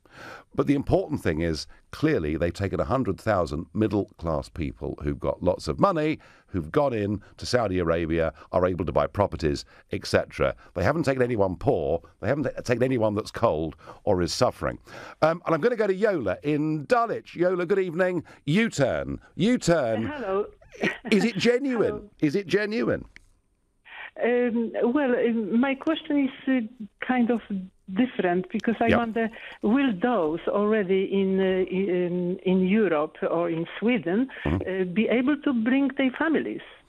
So if so, there could be another 5 million. Well, Sweden's population is just over 9 million, and it's gone up 1 million in the last 15 years, and over 2/3 of that is directly attributable to people that have come in. And Yola, you're right. If those people are all given the rights of family reunion all over the world, then Swedish society would be completely skewed by it. So Yola, I don't think Swedish policymakers really thought any of this through. The point you raise is a very good one and a very, very valid one. And my final thought on all of this is, whether it's David Cameron telling us numbers are going to be reduced, whether it's Theresa May making grand speeches, whether it's the Prime Minister of Sweden doing a dramatic U-turn, whether it's the EPP group in the European Parliament backing the banning of face veils, whether it's Angela Merkel saying that everybody needs to be more deeply integrated and respect the rule of law in Germany, I have to tell you, I don't believe a single word of it for any of them. And before they start U-turning and pretending they're going to change policy, why don't they just stand up and apologise for the terrible mistakes they've made over the course of the last few years? I'm waiting. I'm not holding my breath, though. You've been listening to The Nigel Farage Show here on LBC. I'm back tomorrow evening from 7. Coming up at 10, it's Ian Collins. But up next, it's Clive Bull, who will have the latest on that breaking news. Thank you, Nigel. So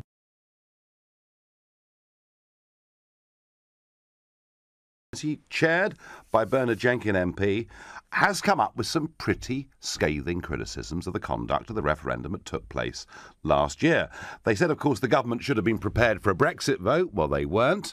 They thought David Cameron should have stayed on to see a bit of it through. He didn't. And they criticised something that happened 1 year ago today.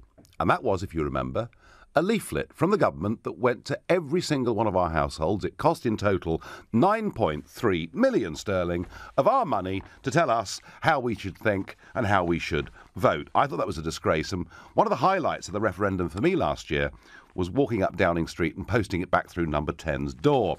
But it went further than that. I mean, it even said that the government and the civil service lost the trust of the public because of the way in which they conducted the referendum. So pretty scathing stuff.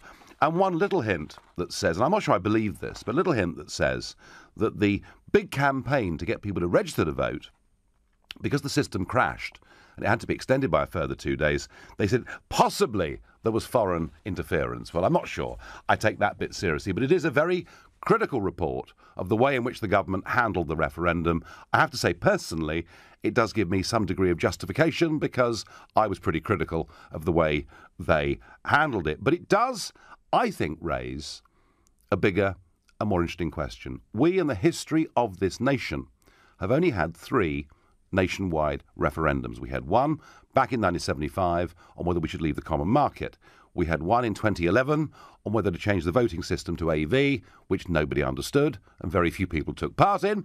And we had a referendum last year, which, whether you loved it or hated it, saw a massive turnout and was, a huge historic event. And the question that I want to ask you this evening, in fact, we're going to have our own referendum this evening, because you can tell me whether you think we should have more referendums or not. Should we, as a people, be able to call a referendum on an issue? So let me know what you think, and to get involved in this, if you think, yes, I want to have my say, I enjoyed last year so much, well, I did, certainly. If that's how you feel, then call 0345 60 60 973. If, on the other hand, you think, oh, no, hang on, we've got our members of Parliament, they're wonderful, brilliant, trusted people, it's for them to make decisions on behalf of us, then you can text me on 84850.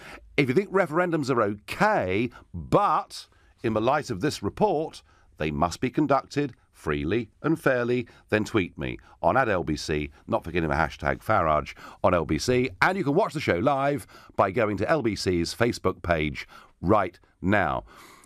One question I do want to ask you is, what is the plural of referendum? Is it referenda or is it referendums? And people who profess to be experts in English have told me that both of those are right. I say referendums, but if I'm an ignorant peasant, would somebody please let me know? And I'm going to go to Jeff in Munich. Jeff, good evening to you. Good evening to you, Nigel. Now, Thank you for having me on again. It's your vertrauter Feind in Munich, your trusted enemy. I'm delighted to have you on, Jeff. Now, of course, Germany, of course, doesn't hold referendums because there were some held back in the 1930s that were not seen to have been free and fair. Yes. Referendums are probably good things, I would say, Nigel, to you. I'm sure you had an awful lot of fun, but I didn't. Right. The referendum that you brought in damaged me as an expatriate living in Germany. Well, hang on, you're still living there, Jeff, aren't you? I mean, no one's kicked you. I mean, no one's kicked you out, have they? Well, no. I mean, there's another 2 years before. And Jeff, get kicked. Jeff, nor are they going to. Come on. Yeah, but what I would like to say about your specific point, if I may, is referendums may be good things, but the one thing that would be good is if the people who are directly affected by them were allowed to vote. I'm a British citizen. Mm-hmm. I never took German nationality. I trusted the EU regulations, the laws, the arrangements, the contracts between the British government and the European Union. And I didn't get a vote. David Cameron didn't give me a vote because I've been 15 years out. So now I and many other people in Germany, across Europe, British citizens, and the opposite way in the United Kingdom, are now wondering where the hell we stand. I have to go to solicitors. I have to pay 500 euros to try and sort out my documentation to get a second passport. So referendums are good, but they should include, perhaps, everybody who is directly affected. It's interesting you say that, because a very similar argument has been made to me by a lot of people about Scotland, because, of course, Scotland had that referendum back in 2014 on whether to secede from the United Kingdom, and a lot of Scottish people living in London and elsewhere in England, and indeed around the world, said, well, it's our country, we were born there, we've lived there most of our lives, and we can't have a say. So, Jeff, I think that point that you raise is not just specific to the UK referendum on EU membership. It applies to the Scots, and maybe it applies to all referendums. But I guess there is an issue here, isn't there, that unless you're registered somewhere and paying your tax somewhere, it'd be very difficult to work out who you would allow from the rest of the world to vote, wouldn't it?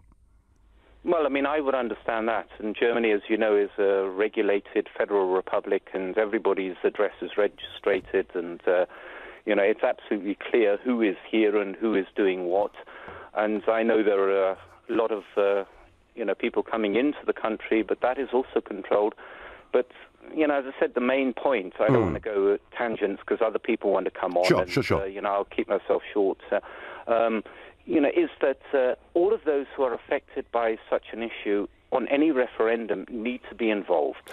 Jeff, you raise a very good point. You raise a very good point. Not an easy one to enforce, but you do raise a very good point.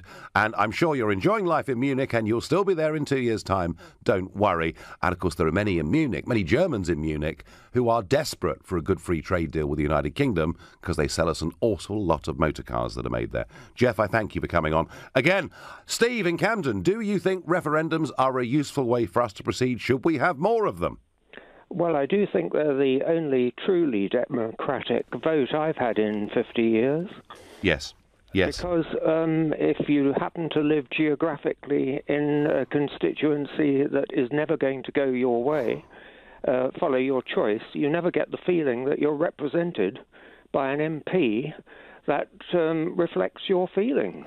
Well, I think, Steve, about 2/3, maybe a little bit more, of our UK constituencies for the Westminster Parliament are safe seats. And even when we have dramatic political swings one way or another, those seats are pretty much unaffected. So, yeah, if you're a high Conservative living in Sheffield or, you're a socialist and you're voting in Suffolk, you probably get the feeling, what on earth is the point of voting at all? And that debate, Steve, of course, is as much about electoral reform, which I do personally think we have to have. But, I mean, this report today, very critical of the way the government and the civil service handled the referendum. How did you feel things were handled last year? Well, absolutely. I felt that the brochure was an appalling brochure. Yes. It was very thin on facts. It was trying to be persuasive, which rather pointed out that the government were heavily leaning on one side of the information that they were giving you. But most of all, I thought if we don't have referendums very often, obviously we're not very accustomed to them. And it was a shock for a lot of people to actually have a binding vote and to have a vote that was each person's vote counted just the same as anybody else's. Yeah, I mean, technically, under our constitution, it wasn't binding, but morally, of course, it was. Steve, you enjoyed the experience of a referendum, and you'd like to have some more, yeah? Very much so. I think mid-term, if we're going to have fixed-term parliaments, there should at least be one mid-term referendum to discover the feelings of people across the nation. Steve, I thank you. Well, I have to say, I did, as leader of UKIP, which was the old me, in the last general election, put forward in our manifesto that we felt every couple of years there should be the opportunity to have a national referendum, provided 5% of the electorate had signed, a petition where we made sure that actually it was them that were signing it, and that we should be able to do this. And I personally feel that we do need to have the ability to call a referendum at national level, at local level. I even feel we should be able to call a referendum at constituency level. It's called recall. If we're not happy with the way our MP's behaving, we should be able, it seems to me, to sack him or her in between the 5-year period that we've now got set for general elections. And if we do this, we will actually hold the MPs to account. We, the people, will become the bosses again, and we'll beat this emergence of a new political class that we've seen of careerists over the last few decades, who in many cases, whether they call themselves left or right, whether their rosette is blue, red or orange, frankly, are pretty indistinguishable from each other. So I think we should have more referendums in this country. That's my view. I wonder what Simon in Basingstoke thinks. Simon, good evening. Good evening, Nigel. I totally agree, and you've just stolen one of my main points. Oh, I'm sorry. Which is that the political... I cannot remember a time in our history when the political class has been so divorced in its views from those of the people it purports to represent. Yes. I think a recall referendums in local constituencies is a better idea, is a great idea. And also a process much the same as Switzerland has, where you are allowed to put forward proposals which are then, and if you get sufficient support for them, that a binding referendum is then held, would be a brilliant approach. Because I think, for instance, after the last Westminster, after the last... Oh, Simon, you were doing so well. And the line went. Never mind. Well, we got the first tweet coming in here. We need to reinstill direct democracy and devolution in the UK. I think that's probably right. No more referendums, says one. Referendums are great. Give power to the people of Britain rather than to those who sit in Westminster. The process to trigger a referendum needs serious review, says Ollie, and he's in Basingstoke too. A referendum is full democracy at work and prevents inept, corrupt politicians ruling the roost. Well, some quite strong feelings coming through there.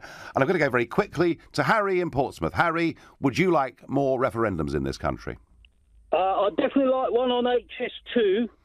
HS2? Now, that's that railway scheme that represents great value for money, isn't it? That's right. The Lords are against it. They're sensible people in the Commons, but we've got an elective dictatorship, which means we're not going to do any transport for 30 years while they're building that. Yeah, well, we could be spending far less of the money updating the lines we've got, building new roads. Harry, I agree with you. But you see, what I'm saying is that, I mean, and this project's going to cost 60, 80 billion, some say even double that. My point, Harry, is that if there were enough Harrys out there, let's say there were 2 million Harrys who signed a proper, valid petition to have a referendum on this issue, we would be able to have one. Harry, I have to say, I have great sympathy with you. I think it is an enormous white elephant. Thank you very much. Well, I know some people were really upset by the referendum last year and don't want any more. After the break, I'll compare the 3 national referendums we've had in our country with some of our neighbours. But right now, you're listening to The Nigel Farage Show, exclusively on LBC. It's 7:15. Nick Ferrari at breakfast on LBC. Charlie Gard's desperately sick infant is to be kept on life support for 3 more weeks after a judge ruled that he should be allowed to die with dignity. Well, now, I feel very strongly about matters such as these because many... 4850. Tweet at LBC using the hashtag Farage on LBC. Well, we're having a referendum tonight on whether there should be more referendums. So if you haven't got time to call, why don't you join the Twitter poll? Just visit at LBC and answer the following simple question. Should the United Kingdom have more referendums? Vote and join me on at LBC. I will reveal the final result before the end of the show. We've been live on this now for a few minutes. At the moment, it's tight. It's 52% versus 48%. But I'm not going to tell you which way. Now, I think we should have more referendums. There may be some of you who didn't enjoy the experience last year. There may be some of you who think we live in a representative democracy. And that, of course, if you talk to people, constitutional experts, they say, well, the point is, the system we've developed over centuries is we send men, and now indeed women, we send men and women to represent us, and we entrust them to make those decisions on our behalf, and every 5 years we choose whether we think they're the right people or not. And that argument, I think a couple of 100 years ago, was very powerful, because we didn't know what was going on in the country or going on in the world, so we sent people to where the action was, the information was. But now, with 24-hour news, with all the access that we've got to information, I think we can make our own minds up on these issues. And I'm not suggesting that we should necessarily, have a referendum every Sunday. But it's very interesting that we've only had 3 national referendums in the history of this nation. And I'm just looking at some numbers here of referendums that have been held over the course of the last 20 years. The Hungarians have had 4, the Danes 5, the Poles 5, the Romanians 6, the Taiwanese 6, New Zealand have had 7, Lithuania have had 7, Latvia have had 9, Ireland have had 22, and Switzerland 180. Yes, 180 referendums have taken place in Switzerland over the last 20 years. And in America, they don't have national referendums, but they do have state referendums. They do have the power of recall, and there are lots of things every year in California that get voted on, whether it's the legalization of cannabis or whatever it may be, and the people get the chance to decide. And I don't think anybody would say that America was weakened as a democracy as part of that process. So I'm in favour. I think direct democracy, rather than the outdated concept of representative democracy, is the modern way to do things. It beats the political class and it makes you, the people, the bosses. That's what I think. What does Paul in Rumford think? Paul, good evening. Hello, Nigel. I think we should have referendums, but like you said, immigration, keep it limited, basically, just because of all the time it consumes. I mean, as you can see, as a result of Brexit, the amount of time and energy used. Now, if we had one, say, every month or something, the MPs would be claiming, overtime like no tomorrow.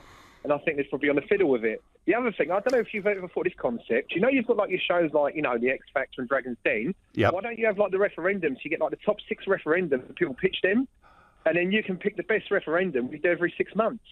That'd probably be a really good idea. Well, any any mechanism, Paul, that gets people more engaged in democracy, I'm in favour of it. And if it works on an X Factor format, I wouldn't have a problem. If that was part of our way of choosing what we should have a referendum on. Look, we're not going to have, even if we move towards a form of direct democracy, we're not going to have an excessive number of referendums. But there will be times, Paul, when our political class are hopelessly out of touch with the way that the country feels. It's the way for the people of this country to hold Westminster and to hold our political class to account. And I don't think we'd see frivolous referendums. Certainly, if you need to get 2 million verified signatures, that of itself is a hell of a job, a hell of a thing to put together. It takes time and it takes money. So if the means of promoting that, Paul, is a big TV show, a radio show, whatever it is, in some ways, Paul, we're starting it tonight with this Twitter poll. All of you can vote. Just go to @LBC and answer the question, yes or no, should the United Kingdom have more referendums? So, Paul, we've started the process tonight already. What does Keith in Hemfield, West Sussex, think about having more referendums? I would like to have more, because at the moment I don't feel I'm democratically represented. I mean, there's a number of examples. I live in a very strong Conservative area. Yes. And before the last referendum, I wrote to our MPs on several occasions, as did a number of other people I know, asking him to attend public meetings to discuss whether we should stay in the EU or not. Him being, I know, somebody who wanted to remain at that time. Mm-hmm. And on those occasions, he hardly ever replied, whereas on most other issues, he does. Another point, when at the last general election, the Conservatives did not include in their manifesto anything to do with same-sex marriage, a subject I feel quite strongly about. Yes. And yet it was pushed through Parliament. It's not a party political issue. Therefore, it's something that I think people should have a general view about, rather than having to link themselves up to one of the MPs. And it's issues like that, I think, does make sense to put to a national vote. Well, Keith, I have to say that you're right in this sense that if you're an MP in a safe seat, actually, do you know what? You can take all the correspondence and chuck it in the bin. Yes. And never answer anybody. People like you can be treated with complete contempt because it doesn't matter, because they're going to get re-elected anyway. And that sounds terribly cynical. But I do. He replies, but on the particular issue of the EU, where I think he was frightened, frankly, of standing up in public and trying to defend remaining, because there's quite a strong UKIP presence in this area, which I was quite involved in. Yep. And I think he just didn't want to face the public challenge. I think he. No, I think that's right. No, Keith, you're right, and you're one of so many people who don't feel not only represented but properly engaged in the political process, given the way our system currently is. On Facebook, John says, "Can we have a referendum on no more referendums?" Well, we're doing it, John. We're doing it now. If that's how you feel, go to @LBC and you can on Twitter. You can vote no. I encourage you to do so. Richard says there needs to be legislation to ensure that referendums on the same subject have to be at least 5 or 10 years in between them. Richard, I'd rather agree with that. Nicola Sturgeon, if you're listening, please let us know. It's funny because those two big referendums, Scotland in 14, the United Kingdom in 16, and Nicola Sturgeon rejects both of them. But there we are. Carol in Folkestone, should we have more referendums, Carol, or should we trust our MPs and our government to get on with the job? Well, Nigel, good to talk to you. But I think if we had true representatives of the great British public and not career politicians, there wouldn't be any need for this. Now, I do recall, or as I understood it anyway at the time, I believe it was Michael Heseltine who said, this is back in the 1970s, that he declared the British public do not have the intelligence to decide the future. Oh, yes. Do you remember that? Yes. But actually, there's a lot of them that think that. And if you listen to the way the full-time Ramonas now talk about the referendum, you would think that the people who voted for Brexit were ignorant, unwashed bunch of peasants, and that really it was quite wrong that any decision should ever have been given to them. And we've been getting that, Carol, from British politicians. But today we even got it from a German politician. And very interesting that the General Secretary of the SPD, the Social Democrat Party, in Germany, who are, I think at the moment, actually leading Angela Merkel in the opinion polls. And their General Secretary, Katharina Barley, said that actually people in Britain didn't understand what the referendum was about. So we're stupid, Carol. But you know what? And I would say this to her and to Heseltine and to anybody. Are the Swiss too stupid to decide how they sort out their own country? They've had 180 referendums in 20 years. They're one of the richest, most successful, happiest countries on the planet. So, Carol, my view is that we should trust the people, but your argument is if our form of democracy was more representative, we wouldn't need this. Is that really what you're saying? Absolutely. That's exactly what I'm saying. So you're really saying that electoral reform is a higher priority for you so that people do feel represented than having referendums? I don't think the people of this country are being listened to be honest. It doesn't seem to matter what people say. I mean, we were very lucky, and we are very lucky. We have Michael Howard, and he actually did listen. I think he voted to leave the EU because he realised that there was very little that he could do. The impotence of British government in the face of EU membership, and yet actually very rarely ever admitting it. Carol, thank you. Yes, yet somebody else basically arguing referendums are fine, but electoral reform perhaps is even more important. I'm going to ask George in Walthamstow. Does direct democracy work, George, in your opinion? Oh, yes, it is. Yes, it does. I'm in favour of it, and in favour of more referendums. And in relation to what your last caller said, I don't think that electoral reform and more referendums are mutually exclusive. No, certainly. They're taken together. I'm for referendums because I think that it's a very good form of direct democracy. It closes the gap between what people think on the ground and on the street and what our MPs want us to think and what they think. And rather interestingly, in the World Democracy Index, the number one country in the world, most democratic, according to that index, is Norway, and it's had 6 referendums.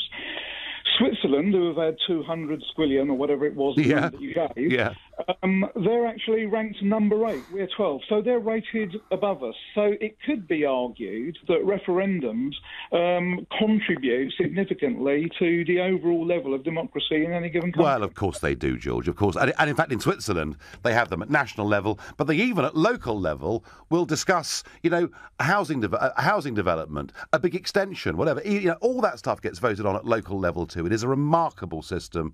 I was in Zurich not a couple of weeks ago. It is a remarkably successful country where they trust the people and where the politicians are held to account. George, thank you very much indeed. The referendum restored my faith that my vote actually counts. Living the dream on Twitter. I agree with that. You're listening to a Nigel Farage show exclusively on LBC. It's 7:30 and time for the news with Rupert Bartier. We're having a referendum on whether there should be more referendums. I think, yes, partly, of course, because I enjoyed myself last year so much. I'm missing it terribly. I'd love another campaign to be involved in, but not a second EU referendum campaign, because we did that and it's over. It's finished. It's gone. It's done. But you can have your say. If you agree with me, there should be more referendums in this country on key issues.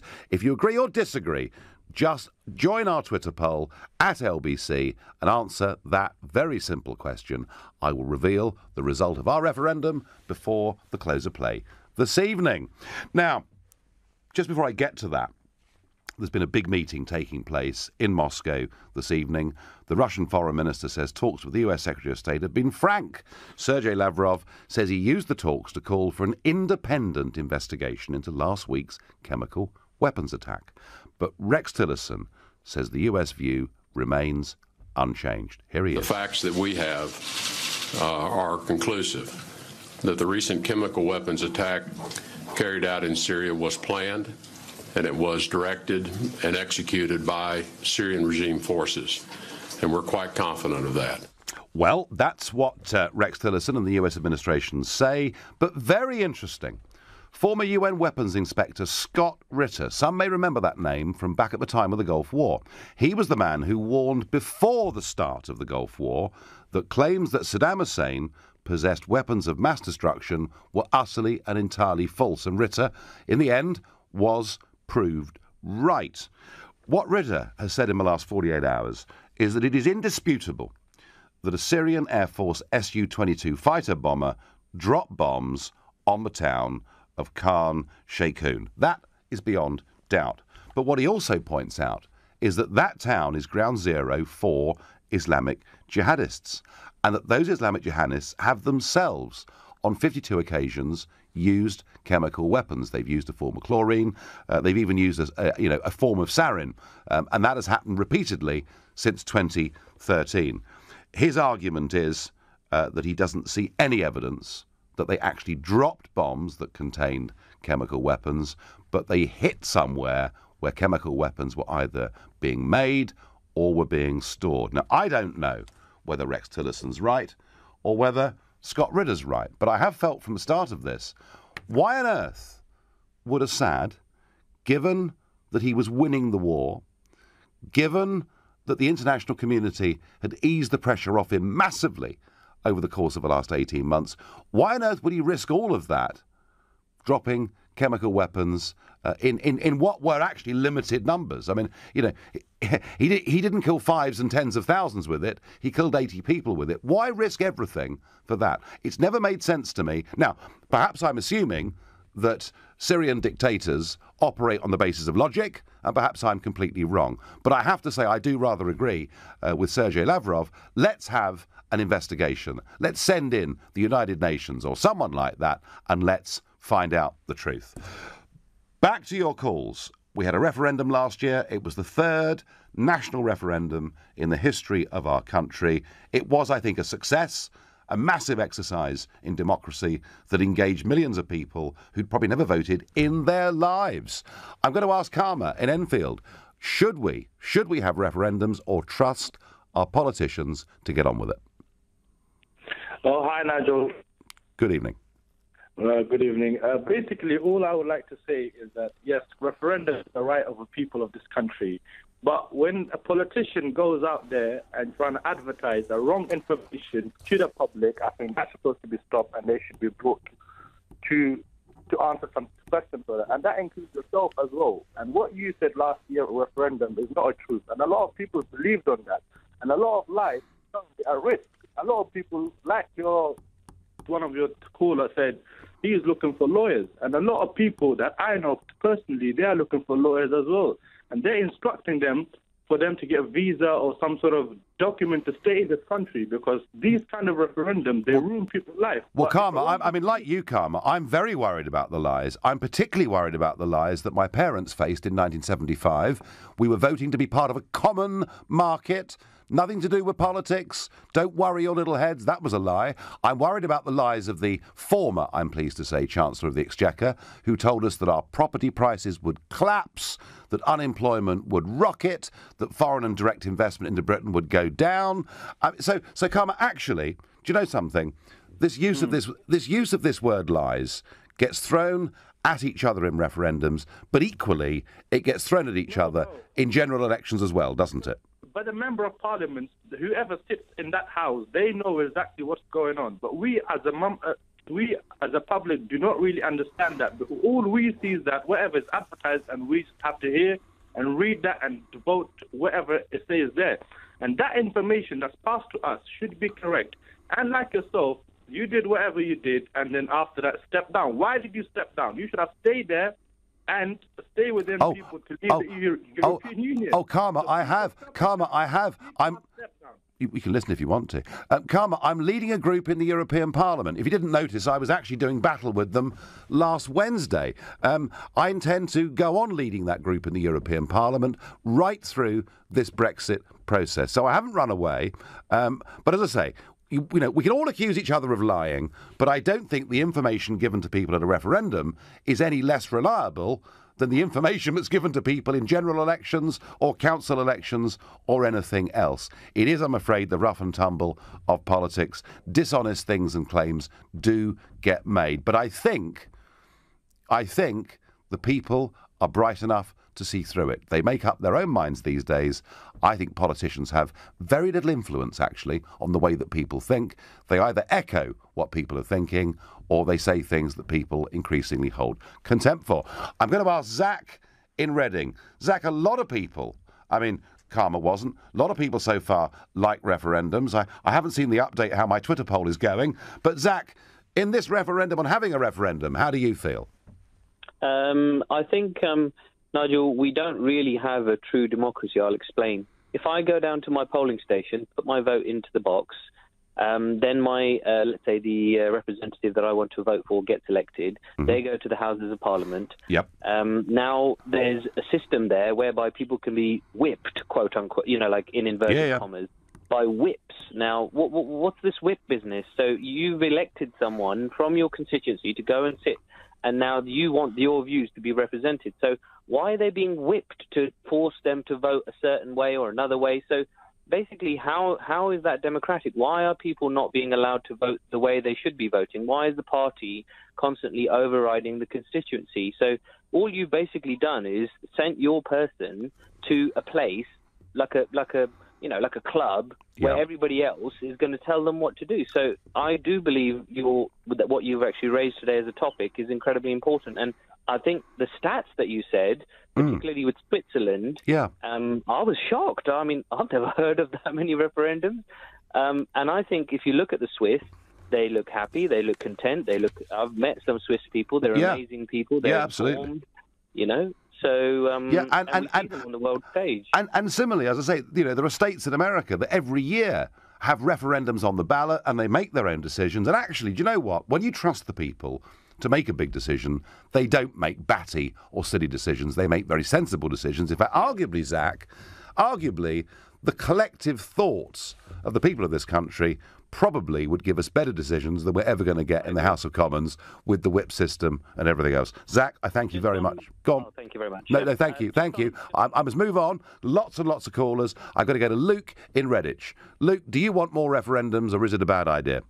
Oh, Nigel, I think it's not necessarily a bad idea, but I think first we as a country need to make more effort to engage in the political system that we already have. Well, the argument, Luke, I would put to you is that what the referendum did was to engage people, because 2.5 million people who had not voted in the previous year's general election, and that was quite a high turnout general election by modern standards, 2.5 million people went out and voted in this referendum. It was the biggest exercise in democracy in the history of this nation. Surely that's a positive thing.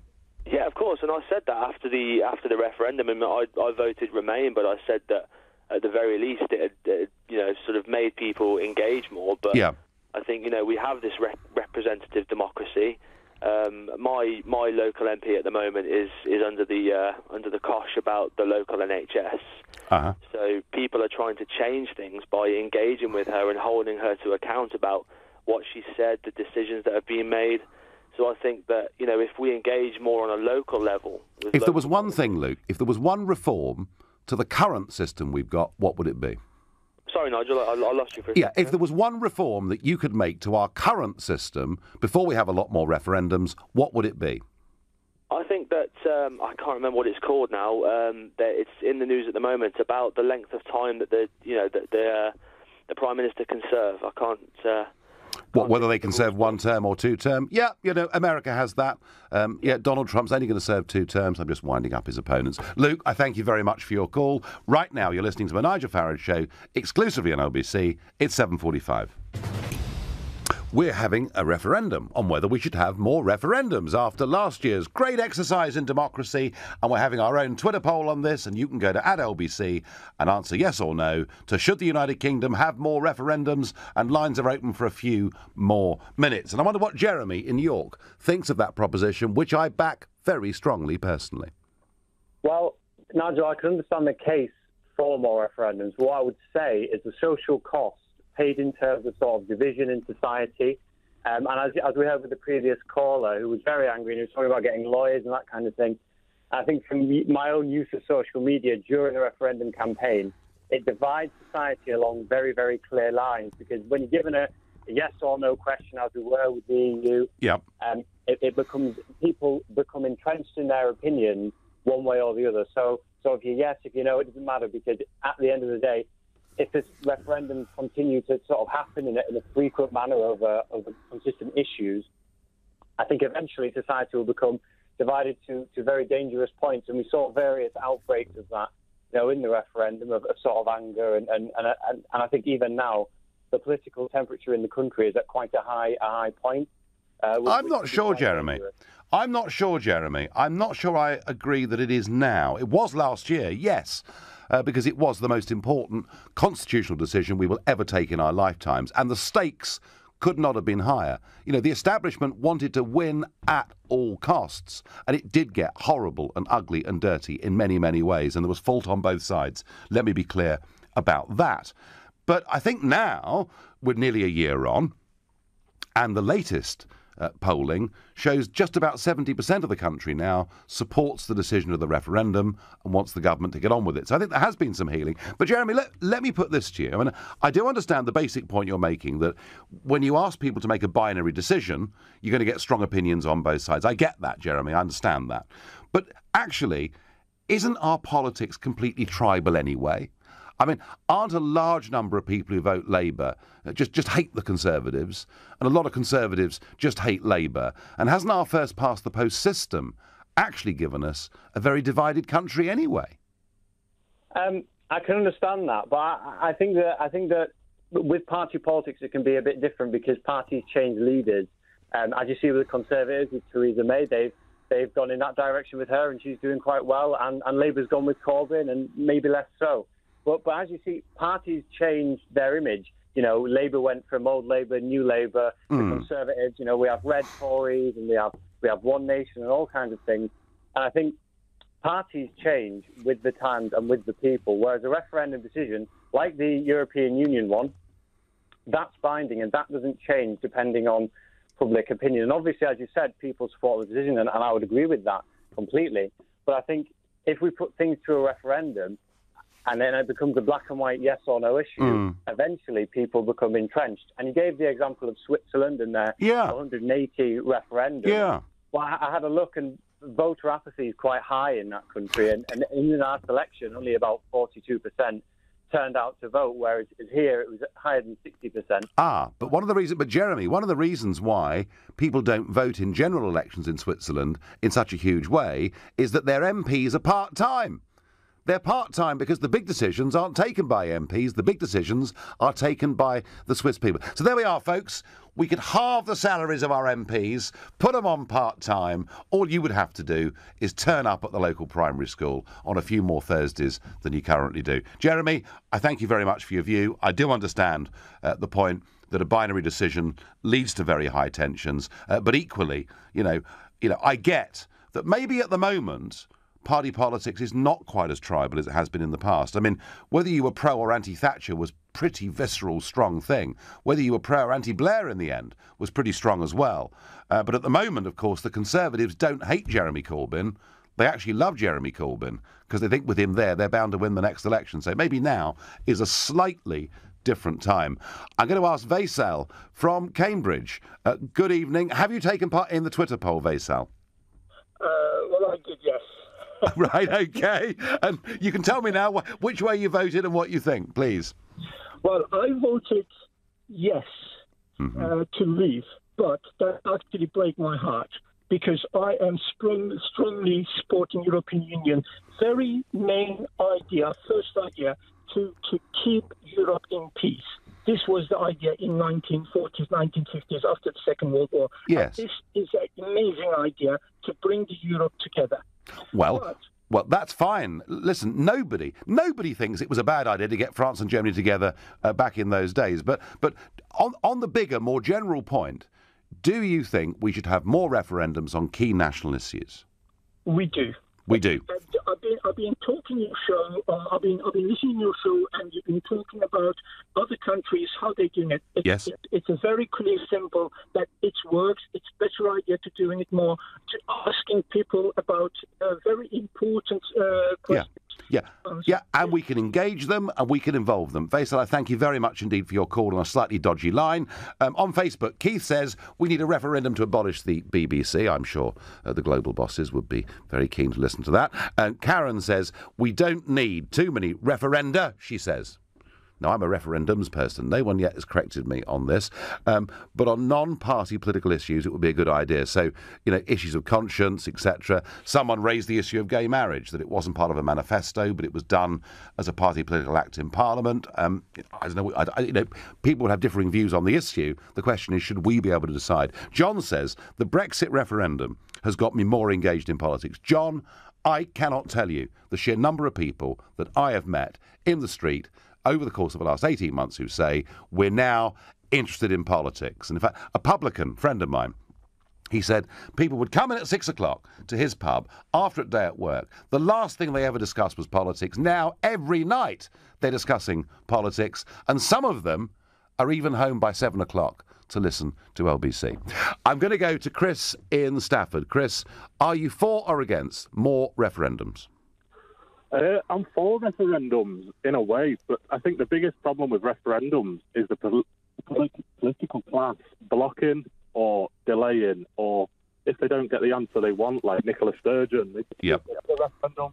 So I think there has to be something that if we had more referendums like the Swedes do, that a referendum is binding rather than just a moral vote. I think it has to be more like a general election vote. So you would like so you would go so you would like the referendums to be binding, and I do understand that. I think people were rather shocked last year when they heard it wasn't legally binding, although morally I think it was. And Chris, I would answer by saying that that politicians like Nicola Sturgeon, who consistently disagree with every referendum result that takes place, in the end they will lose credibility, and the public, when it comes to their time at general or other elections, will vote for people that do respect the system. And I've got time to go to Jason in Worcester. Jason, are you for or against us having more referendums? I think it's a great idea, Nigel. Pleasure to speak to you, by the way. Thank you.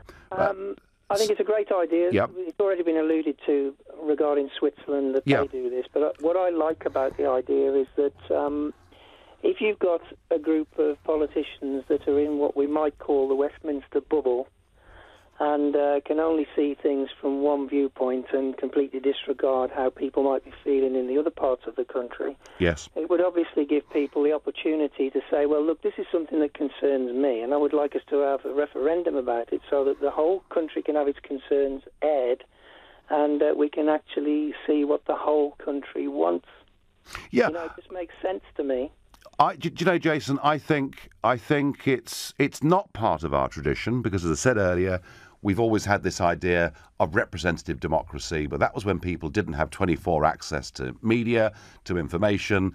I now think, given what happened last year, there's generally a feeling that we're big enough and ugly enough to make many of these decisions ourselves, and that at times, Jason, the political class are out of touch with the rest of us.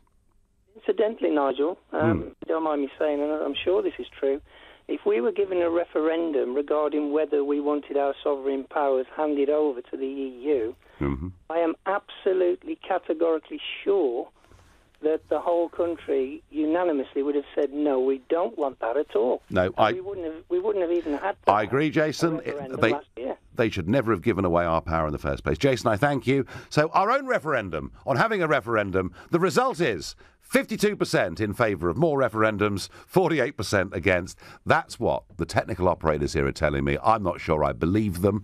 But then again, at least we won, rather like the referendum last year. Look, my view on this couldn't be clearer. I spent 20 years fighting for us to have a referendum.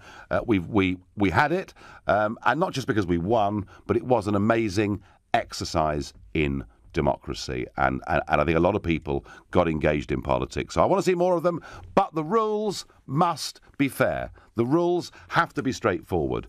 Coming up at 10 o'clock, it's Ian Collins.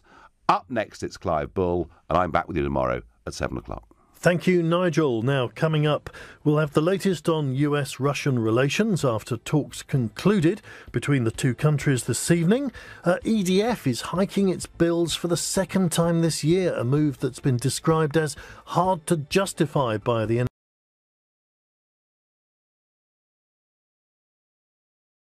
You're in the news again, aren't you? Because if you haven't heard, we've learned over the course of the last hour that the US military have dropped a bomb on a cave system, an ISIS cave system in Afghanistan.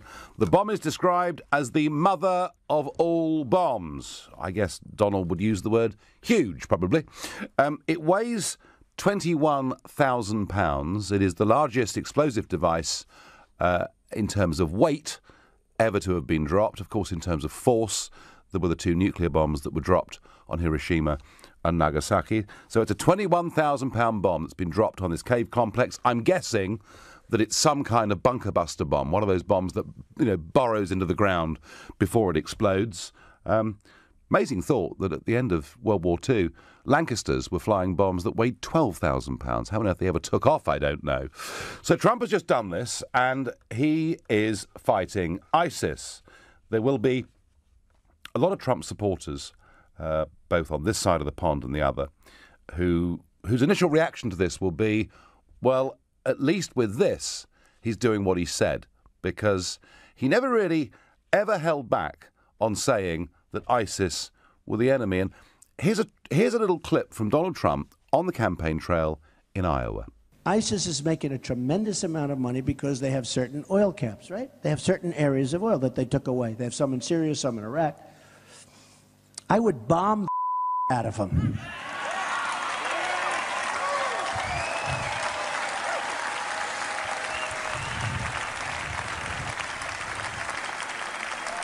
I would just bomb those suckers.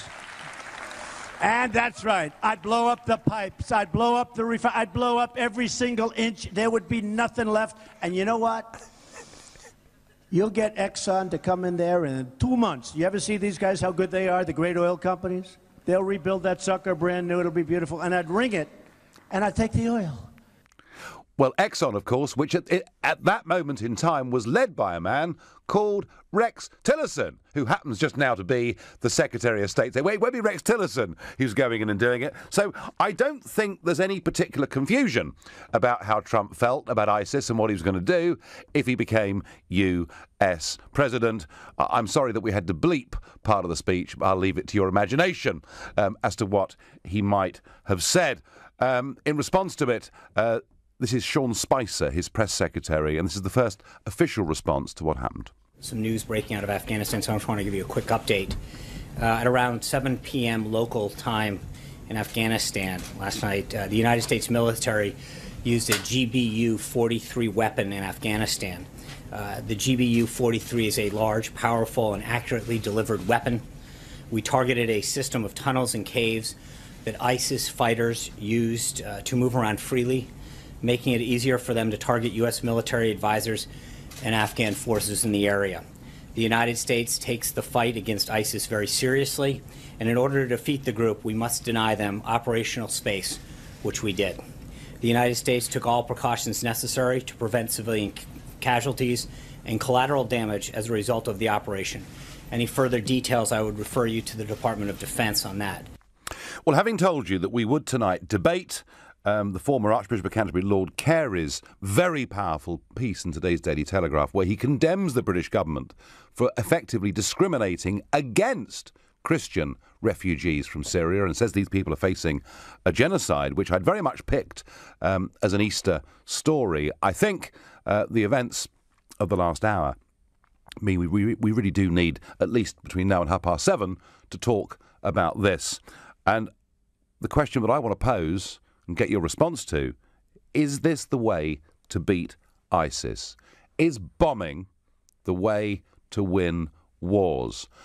Is it right that he's fighting ISIS? I mean, nobody can disagree that he said he was going to fight them. He was absolutely clear about that all the way through. I guess the timing of this, just a few days after the attack on one of Assad's airfields, might surprise people, or perhaps not. Because perhaps what he saw in America were his own supporters a bit confused about why he was attacking Assad, who is somebody who has been fighting ISIS. Maybe this is a way of saying to the American people, no, I'm clear who the real enemy is. But can you win wars by just dropping bombs? Now, the history of this would suggest to me that you probably can't.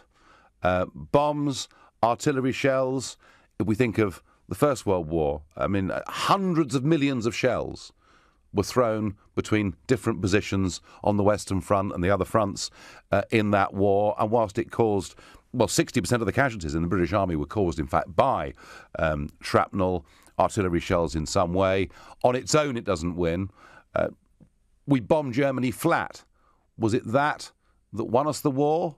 Or, ironically, did it in some parts of Germany maybe even harden resolve to carry on the fight all the way, right to the last denouement outside the bunker?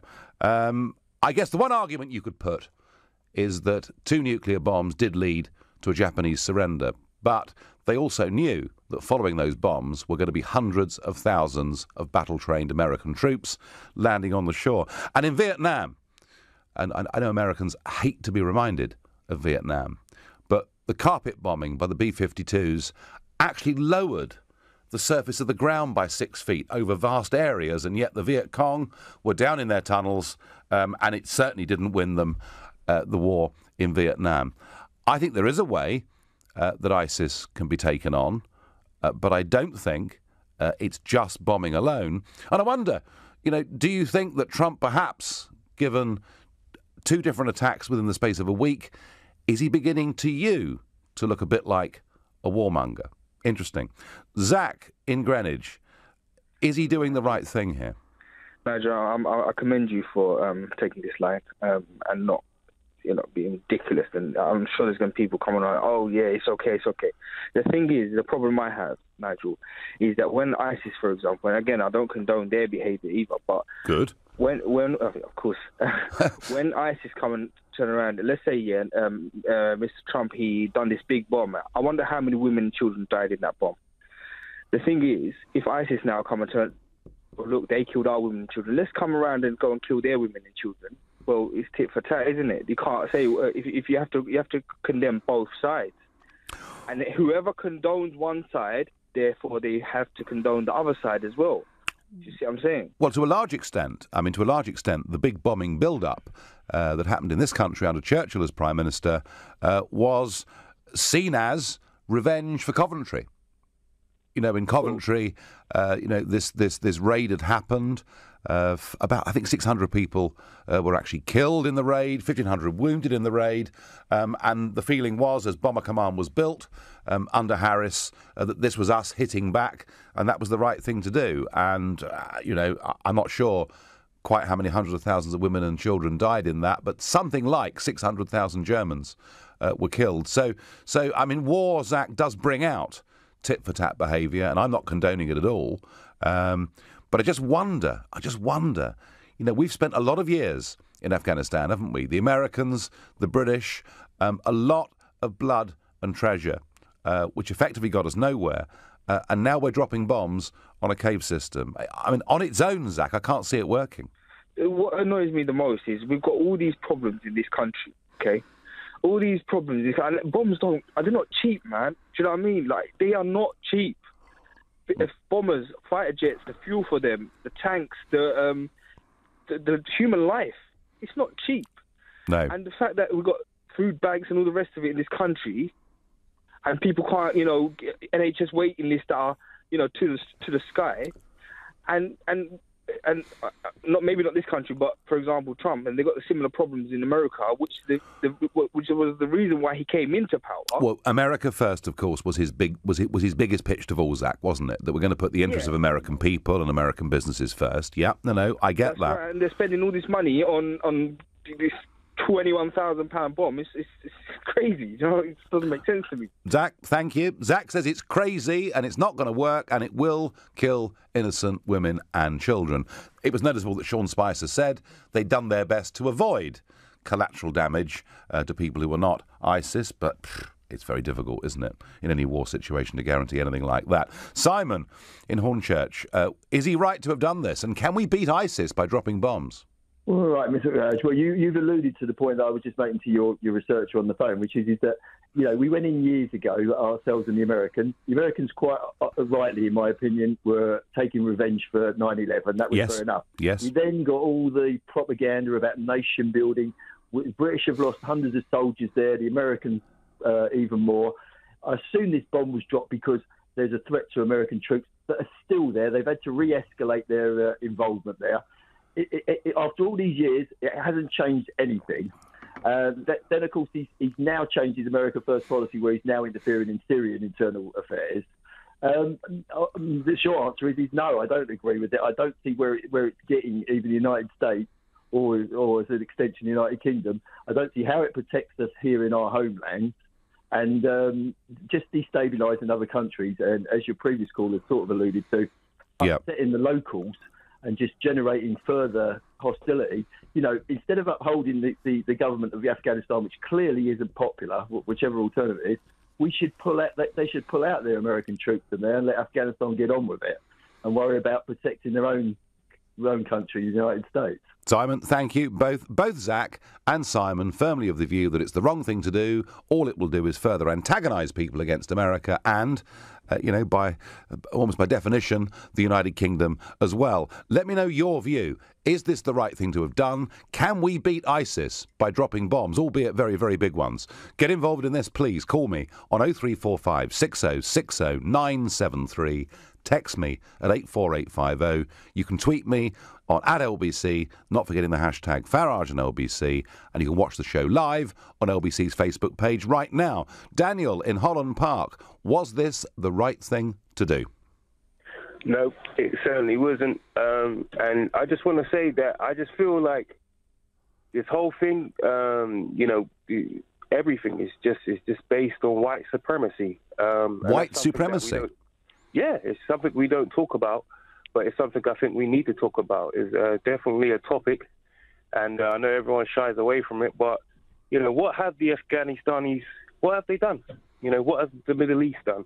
This is all about white power, because it seems like, because literally, if you look at the world's history and you go back in time, it's always the white supremacy making the first move. Daniel, Daniel, America is a country with a very big black population, isn't it? But can I just say something though? Yeah, but those black population, where do they come from?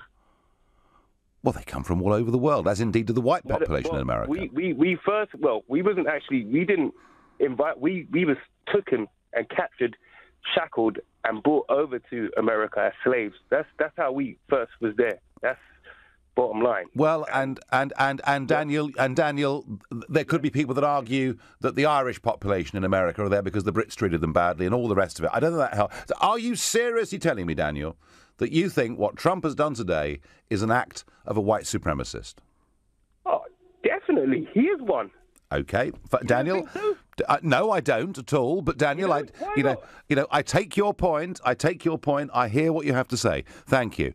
Is dropping big bombs the way to beat ISIS? I don't think so. In a moment, I'm going to tell you how I think we should contemplate taking on ISIS. But right now, you're listening to the Nigel Farage Show, exclusively on LBC. It's 7:15. Weeknights on LBC start with Nigel Farage from 7. Now, we've learned that the Americans have dropped the largest non-nuclear weapon in existence, and I think probably the largest bomb in terms of weight that has ever been dropped. 21,500 pounds is what it weighed. It's been dropped on a cave system in Afghanistan, held, as intelligence tells them, by ISIS. And I'm asking you to tweet and text and call to answer the question I'm trying to pose to you. Is this the way to beat ISIS? Can you beat ISIS by dropping bombs? Well, my view on this, and I've thought about this a lot over the course of the last few years, because I do believe that what ISIS represent is the biggest threat to the West and the biggest threat to our way of life. But right at the moment, they may have an ideology that's strong, but militarily they are not particularly strong. They don't have, for example, fighter jets at this moment in time, thank goodness. I'm absolutely certain that you can't beat ISIS by just dropping bombs. I'm absolutely certain you can't beat ISIS by fighting them in any one country. You have to have simultaneous action. It has to be happening at the same time in Yemen and in Nigeria and in Syria and everywhere where militarily they've got AK-47s and force of any kind. What we need to do, if we're serious about this, we'll have to build the biggest grand alliance in history. We will have to get a couple of dozen plus countries working simultaneously together to militarily weaken ISIS as much as we possibly can. And whilst we're doing that, we have to understand that we need boots on the ground to win any conflict like this and ultimately to win over the confidence of the civilian populations. And that means, whilst we're beating them militarily, we must not feed the ideology, which means there must not be American or British boots on the ground, because all that does is drive thousands, perhaps tens of thousands more people towards this ideology. We have to work with all of those governments across the region. We have to work with their armies. Yes, of course, we can provide intelligence. Yes, of course, we can provide kit. There's an awful lot of things we can do to help. But you can't win wars simply by bombing. You need boots on the ground, but they mustn't be ours, because otherwise the ideology will continue. And even when you've done all of those things, there is absolutely no total guarantee of success. But at least that would represent some kind of strategy. That's how I feel about this, and I've been feeling this way increasingly over the last few years. I'm going to go to Russell in Guildford. Russell, tell me, has Trump done the right thing? No, I don't believe he has. Nigel, I think that we've been over in the Middle East for as long as my eldest son has been alive. He's now 16 years old. Yep. And what I like to say is that, and it sounds like a throwaway comment, but we hear all the time, and I'm a brand developer, the idea of winning hearts and minds. Now, one of the problems is that when you actually go and bomb someone, when you send forces in, troops on the ground, what you're not doing is you're not addressing their thoughts, their beliefs, their ideals. Sure. And you cannot bomb. You cannot shoot. Those thoughts and ideas, they are not tangible things. They belong and they reside in the heads of these people. Now, we've had long enough to actually be in these regions and actually win the hearts and minds of a developing generation, the adolescents there now. But the sad thing is, these are the people who are now taking up arms and being radicalized and actually joining the fight against what we in the West are doing. We've had an opportunity to educate and actually talk with young Muslims growing up in that region to actually not to actually manipulate, but to actually get them to see there's another way. Russell, I do understand that, Russell. I do understand that, but we do have to face the fact that as it is right now, ISIS do have fighting equipped units. We have to do something about that, surely. We do, and I agree that we have to do something. However, it's not going to help our cause in terms of actually going in and actually building that because as we've seen throughout history, the changes finally come when discussion takes place and when talks take place, and just bombing in this way, it is not identifying the key people that we can be talking to. No, and Russell, the point you make, this has been going on as long as your 16-year-old has been alive in Afghanistan, is a very strong and powerful point, and I thank you very much indeed for making it. Matthew from Costa Rica, has Trump done the right thing? No, he hasn't, Nigel. Lovely to speak to you again. Right, now, here's the thing, Nigel. I've been a fan of yours since anybody really knew who you were. Yeah. And it's been a delight to see your rise to fame. But there's a but coming. I can tell. Go on. Right. And the thing is, a lot of people think that, you and perhaps Katie Hopkins are the Donald Trumps of the UK, but you're not. You have always said over the last decade, we need to have less of invading other countries and trying to topple foreign dictators. Yep. Do not poke the Russian bear. Yep. And now this is actually happening. This is the time, and I really just want to plead with you to stick to your principles and speak out against what Donald Trump is doing. Well, Matthew, yes, he's your friend. Matthew, I really, I really couldn't have been much clearer last week in the way that I felt about what had happened in Syria. Even last night on the show at 7:30, I was using some of the views of Scott Ritter, the former UN weapons inspector, the man who told us, by the way, that Saddam did not have WMD, and yet we ignored him.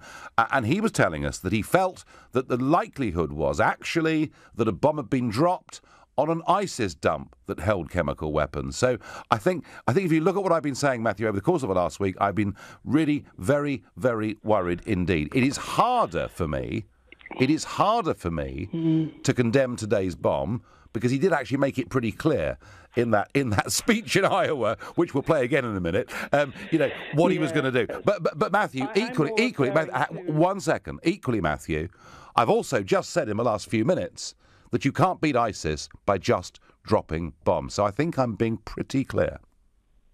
That's fair enough, but just in reference to, the previous attack against Assad, I do feel that you could have been more direct in your condemnation. Maybe take a leaf out of Katie Hopkins' book, and say, she woke up that morning and said, "Where is my president?" And perhaps you could have done the same. This is not right. My biological lie detector says that Assad did not drop those chemical bombs, and I think you, in your heart of hearts, that's not true. Matthew, I've been making these arguments over the course of the last week. I've been pretty clear about it. And, Katie Price, if you're listening, we'll be keen to have your view too. Matthew, thank you.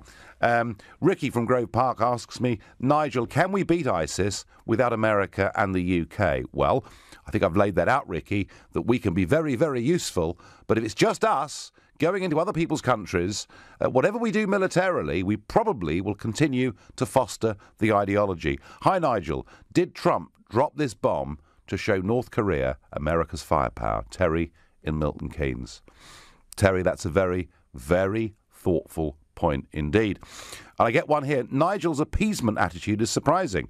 I thought he was made of stronger stuff. You cannot fight fire without a good dose of water, says Manuela from Worcester. Well, I've never set myself up to be a warmonger and out for invading and bombing everybody. I'm going to ask Jack in Epping, is dropping a bomb, or perhaps a lot of very big bombs, going to be ISIS? No, I don't think it is. Good evening, Nigel. Good evening. I don't think it is. I think that dropping a B-52 full of Agatha Christie novels would probably be more effective than a big bomb. Why Agatha Christie, Jack? Tell me. Well, it's actually a quote from Billy Connolly. Oh, is it? Oh, there we are. I'm ignorant. Right, thank you. But no, I commend you on your knowledge of military history that you briefed us with at the beginning of your show. Yeah. And I believe it's only recently that certain medals have been awarded to, the British airmen that, did the bombing campaigns in Germany and things like that. And I think it's only now that they have, been recognised. Well, we rather turned our backs on Bomber Command. There was a feeling that Dresden was a raid too far. And there was a feeling that Churchill rather dropped them, actually, in May 1945. And it wasn't until a few years ago when a big Bomber Command memorial went up, privately funded, went up, and it's down just off Hyde Park. And anyone visiting London, it shows a big bronzes of a Lancaster crew, and it's well worth going to see. So, Jack, we did rather, even in 1945, even when we found out what had happened in Belsen, what had happened in Auschwitz and elsewhere, even then, there was a feeling in this country, amongst some, that perhaps we'd gone too far. And, yeah, we killed an awful lot of people, and, yeah, we knocked out factories and railway lines, but, you can't... We would not have got a German surrender just by bombing. We had to have people actually there on the ground. And that, Jack, I think is the point with this. But listen, go on. Is that I think that, with a smart bomb or the largest, non-tactical nuclear weapon bomb or whatever it was, I think that is, it's only going to turn people against us, because it's the people on the ground. It's ISIS on the ground.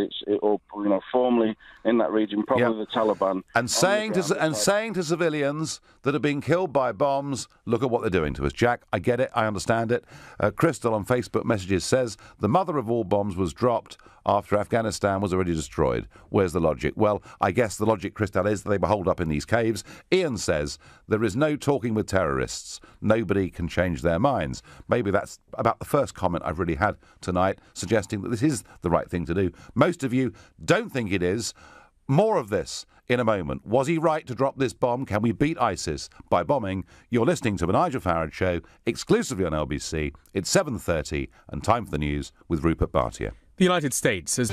Well, one thing Donald Trump does try to do, or has tried to do, in these first few months of his presidency, is to keep his promises, which is what shocked everybody so much about the intervention in Syria that took place last week. But there wasn't really much confusion about how Donald Trump felt about ISIS and what his actions as president might be. This is a clip from Iowa when he was out there on the campaign trail.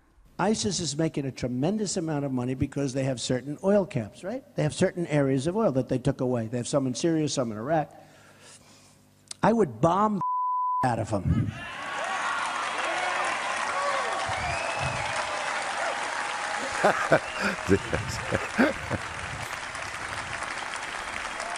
I would just bomb those suckers. And that's right. I'd blow up the pipes. I'd blow up the I'd blow up every single inch. There would be nothing left. And you know what? You'll get Exxon to come in there in 2 months. You ever see these guys, how good they are, the great oil companies? They'll rebuild that sucker brand new. It'll be beautiful. And I'd ring it, and I'd take the oil. Well, there you go. He wasn't... Mind you, there isn't any oil in Afghanistan that I know of. In fact, I'm quite certain there isn't any. And Rex Tillerson, of course, is no longer boss of Exxon. He's now the Secretary of State. It was clear he wanted to do something about ISIS. So I can't criticise him, can I? Because this is what was in his manifesto. But the question I'm asking is a rather subtle one, is this the way to beat ISIS? And can you win a war against these people and against an ideology, let's not forget that, simply by dropping bombs? And it seems pretty clear to me that you can't.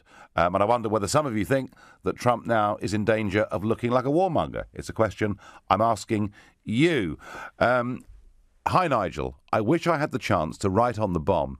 This is for Nice, the Bataclan, Westminster, San Bernardino, Bombay, Charlie Hebdo, 9/11, Germany, Sweden, 7/7. I could go on, says Kevin in Birmingham. Kevin, I absolutely get that.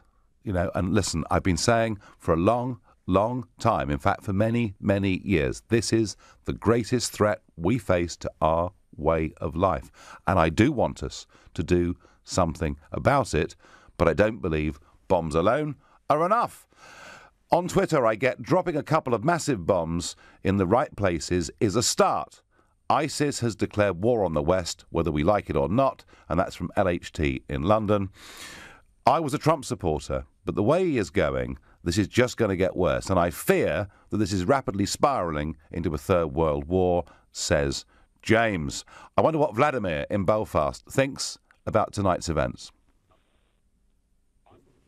Hi, Nigel. Good evening. Good evening. What do you think, Vladimir? Is dropping the mother of all bombs the right way to beat ISIS? Yes, it is, and it's delivering a promise, I think. However, it's not enough. Where ISIS are operating in the Middle East, a full-scale ground force is needed. Air support is needed as well. Thousands are dying in the hands of ISIS, and this needs to stop now. I think more has to be done to prevent people joining ISIS, stop their online propaganda, and basically stop their communication within Europe, in the Middle East, and try to defeat them. I don't think the Western governments are doing enough at the minute, and I think they should go harder. OK, so you've got no problem with what happened today, but you do think we need ground forces to win the war. And Vladimir, I agree with you. I don't think a war is winnable without ground forces, but I also reiterate the 2 points I made earlier. Firstly, you can't do this in one country. You have to do it in lots of countries simultaneously. But Vladimir, do you agree with me that when it comes to the boots on the ground, that they should not be American or British boots? I don't agree with that completely. I think it should be joint force with local governments and also British and US forces, maybe NATO forces. Well, interesting, isn't it, that one of the things that we've been talking about on and off on this show over the last few months is NATO and a redefinition of NATO's role, and taking on ISIS and taking on Islamic terrorism could, Vladimir, be a different focus, couldn't it, for NATO? And it might actually lead it might lead to this grand alliance that I talked about 20 minutes ago. Vladimir, thank you very much indeed for your point of view. I'm going to ask Liam in Croydon. Liam, what do you think about this bomb, and can we beat ISIS by bombing? Hello, Liam. Right, I can't get him, so I'll go to Kieran in Hampton. Kieran, is this bomb, is a campaign of bombing a way to beat ISIS? Nigel, thanks for having me. We spoke twice before on a different topic. This is the third time. Yes, absolutely. It is, in a way, it is good. He is basically starting to act on what he has promised. Of course, I don't agree with what he has done on Syria. Last week, but certainly this is the right way. But what I want to talk to you about is you hit actually a nail on the head, which I have been talking to lots of my friends and business colleagues. This is what you talked about, the Grand Alliance. The time has come for UK, US, Russia. I am a British Asian. I want India to be involved. They have got a different skill set. Especially with the Middle East intelligence and especially dealing with Pakistan in the past and still continuing and all. You need to get involved the countries which have suffered from terrorist atrocities, and also get involved the countries from the region. And this is where it has to happen. It happened in 1940 with Churchill and all, which ended up removing the tyranny and all. Yes. The time has come now. UK has to stand up and act as a global power. Last week, Mr. Johnson, Boris Johnson, whom you're talking about, he refused to go. Now it is time that he has to step in. Especially once Brexit has delivered, we need to stand up for right causes. Well, Kieran, I get your point, but the Foreign Secretary, Mr. Johnson, who was supposed to go to Moscow to meet the big bosses, cancelled his visit and instead tried, without meeting them face-to-face, to impose extra sanctions on Russia, only not to get international agreement. Kieran, you agree with my point about the attempt to form a grand alliance, and you're quite right to include India, who've suffered with Islamic terrorism, and I know through border disputes and everything else, they fear this as much as anybody. Kieran, thank you. Liam in Croydon, is your line working now? I accidentally muted my mic a minute ago. Right, OK, so dropping bombs, is it the way to beat ISIS? Well, it can help, but it's just not the way on its own. No, so what would you do? We need to send some troops in. Maybe some of the other EU. Well, it's not EU anymore, but some of the other European countries can step in. I don't see them doing that in a hurry. Do you really? Well, they need to, because it's a big threat to everyone. It is a big threat to everyone.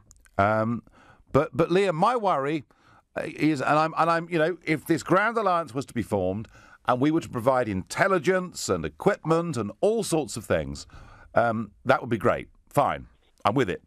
But I still repeat this point, that if it's British and American troops on the ground, we may be likely to actually alienate local populations by being seen as invaders, as opposed to working with training and arming the armies and militias in those countries. Isn't that like how ISIS was formed? Didn't America arm them to fight Assad? And then... Yes, that is very true, but we'd be working here with governments. Yeah, I mean, actually, America, particularly in Afghanistan, was arming the people who were taking on the Russians, and look what we finished up with. And yeah, I get that, Liam, but I'm talking here about governments working together. I'm talking about forces that are working for and with governments. And yeah, there are always risks of fragmentation. I mean, I'm not quite sure how many opposition groups there are in Syria, but perhaps it's dozens, so it is very, very difficult. None of this is straightforward, Liam. I just fear that us being seen to be invaders, we might beat them militarily, we might take out their guns and their weapons, but we might actually foster their ideology even further, Liam. That is my point. Yeah, no, I agree 100%, yeah. Yeah. OK, thank you very much indeed. On Facebook, Richard says, bomb their infrastructure to limit their ability to perform. Boots on the ground to mop up will end it. But can you really destroy an ideology? Well, Richard, this is the point I keep coming back to. Junaid says, I thought Donald was going to be different. I was in favour of him compared to Mrs. Clinton, but he's proven to be another puppet. Paul Bates says, my dad flew in Lancasters and was the guy who pressed the button to drop the bombs, but he would never talk about it. And there were many, Paul, in that generation who never talked about it. Right now, you're listening to The Nigel Farage Show, exclusively on LBC. It's 7:45. Coming up. As the mother of all bombs is dropped on ISIS tunnels in Afghanistan, a £21,500 bomb, we're asking, is this the way to beat ISIS? Can we win this war by dropping bombs alone? And we haven't talked at all tonight about ISIS within our own countries. And bombing will not solve the issue of homegrown ISIS. The first step is to control our borders, and that comes from Ollie in Basingstoke. And Ollie, today is a day when the German prosecutors have issued a warrant for a 26-year-old man, Abdul Besset, who arrived in Germany via Turkey early in 2016 and is an active ISIS member who was an accomplice to the bus attack that took place, that horrendous attack before Christmas. So you're quite right, Ollie in Basingstoke. We mustn't forget that we do have a problem within our own countries, one that I think Mrs. Merkel made very much worse, and this arrest warrant issued by the German police today will not be the last. But to return to this question of taking on ISIS in the Middle East and Afghanistan and elsewhere, I'm going to ask Naveed in Lewisham, and I believe you're from Afghanistan, is that right?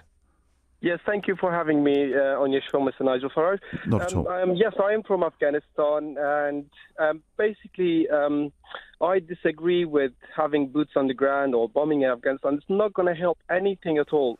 14 years having British and NATO forces in Afghanistan, it did not help anything. I recently come back from Afghanistan. The places where British and American soldiers, they occupied, like Kandahar and Helmand, as soon as they left, the Taliban are back in there and they're just controlling the area.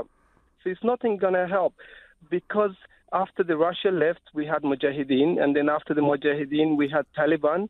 Now ISIS, God knows how many more is going to come and invade Afghanistan. I mean, are you saying that there's nothing that's ever going to work in Afghanistan? Well, based on the experiences of Genghis Khan, and then we had the British, and then again, so it's a country where, if somebody is fighting for their life and they don't care if they lose their life, they want to lose their life. It's like the ISIS, they're cowards, and, they want to lose their life based on, misinterpreting the Islam or religious, just to gain power. And then, if they want to do that, somebody from the West who's getting paid, who got family going there for the, to get the money, and somebody's fighting for their life and somebody's fighting for the money, who's going to win? Obviously, the one who's going to lose their life. Well, certainly, Naveed, historically, Afghanistan is unwinnable for absolutely everybody. And, the Soviet Union was pretty strong in 1980 and failed. And the British in the 19th century were at the height of their powers. And was it, I think, 17,000 British people retreated from Kabul, and they were butchered. There was one survivor out of 17,000 people on that retreat from Kabul. So, winning in Afghanistan is difficult. But, Naveed, we can't simply stand by and let this ideology grow and militarise across the rest of the world, surely. Of course not. Of course not. Mr. Nigel Farage, see, the thing is, I was against lots of your ideas coming out of Europe and all that. But now I actually understand lots of the issues caused in Middle East and elsewhere. Is actually I'm starting liking you more and more. So what's happening is in Afghanistan, I think never war and arms and boots on the ground, never going to win. Only the way to win in Afghanistan is to educate people, and that's the thing. And poverty and education. That these two things can only win in Afghanistan and Middle East. Apart from that, I don't think anything will help. Naveed, thank you, and that sort of further backs up my thought that British and American troops going into these countries look like invaders. On Facebook, Paul says, I suppose they managed to hit the right target. I jolly well hope so, Paul. Billy says, much as I hate wars, I would drop more bombs, preferably of the nuclear kind. Thank you, Billy.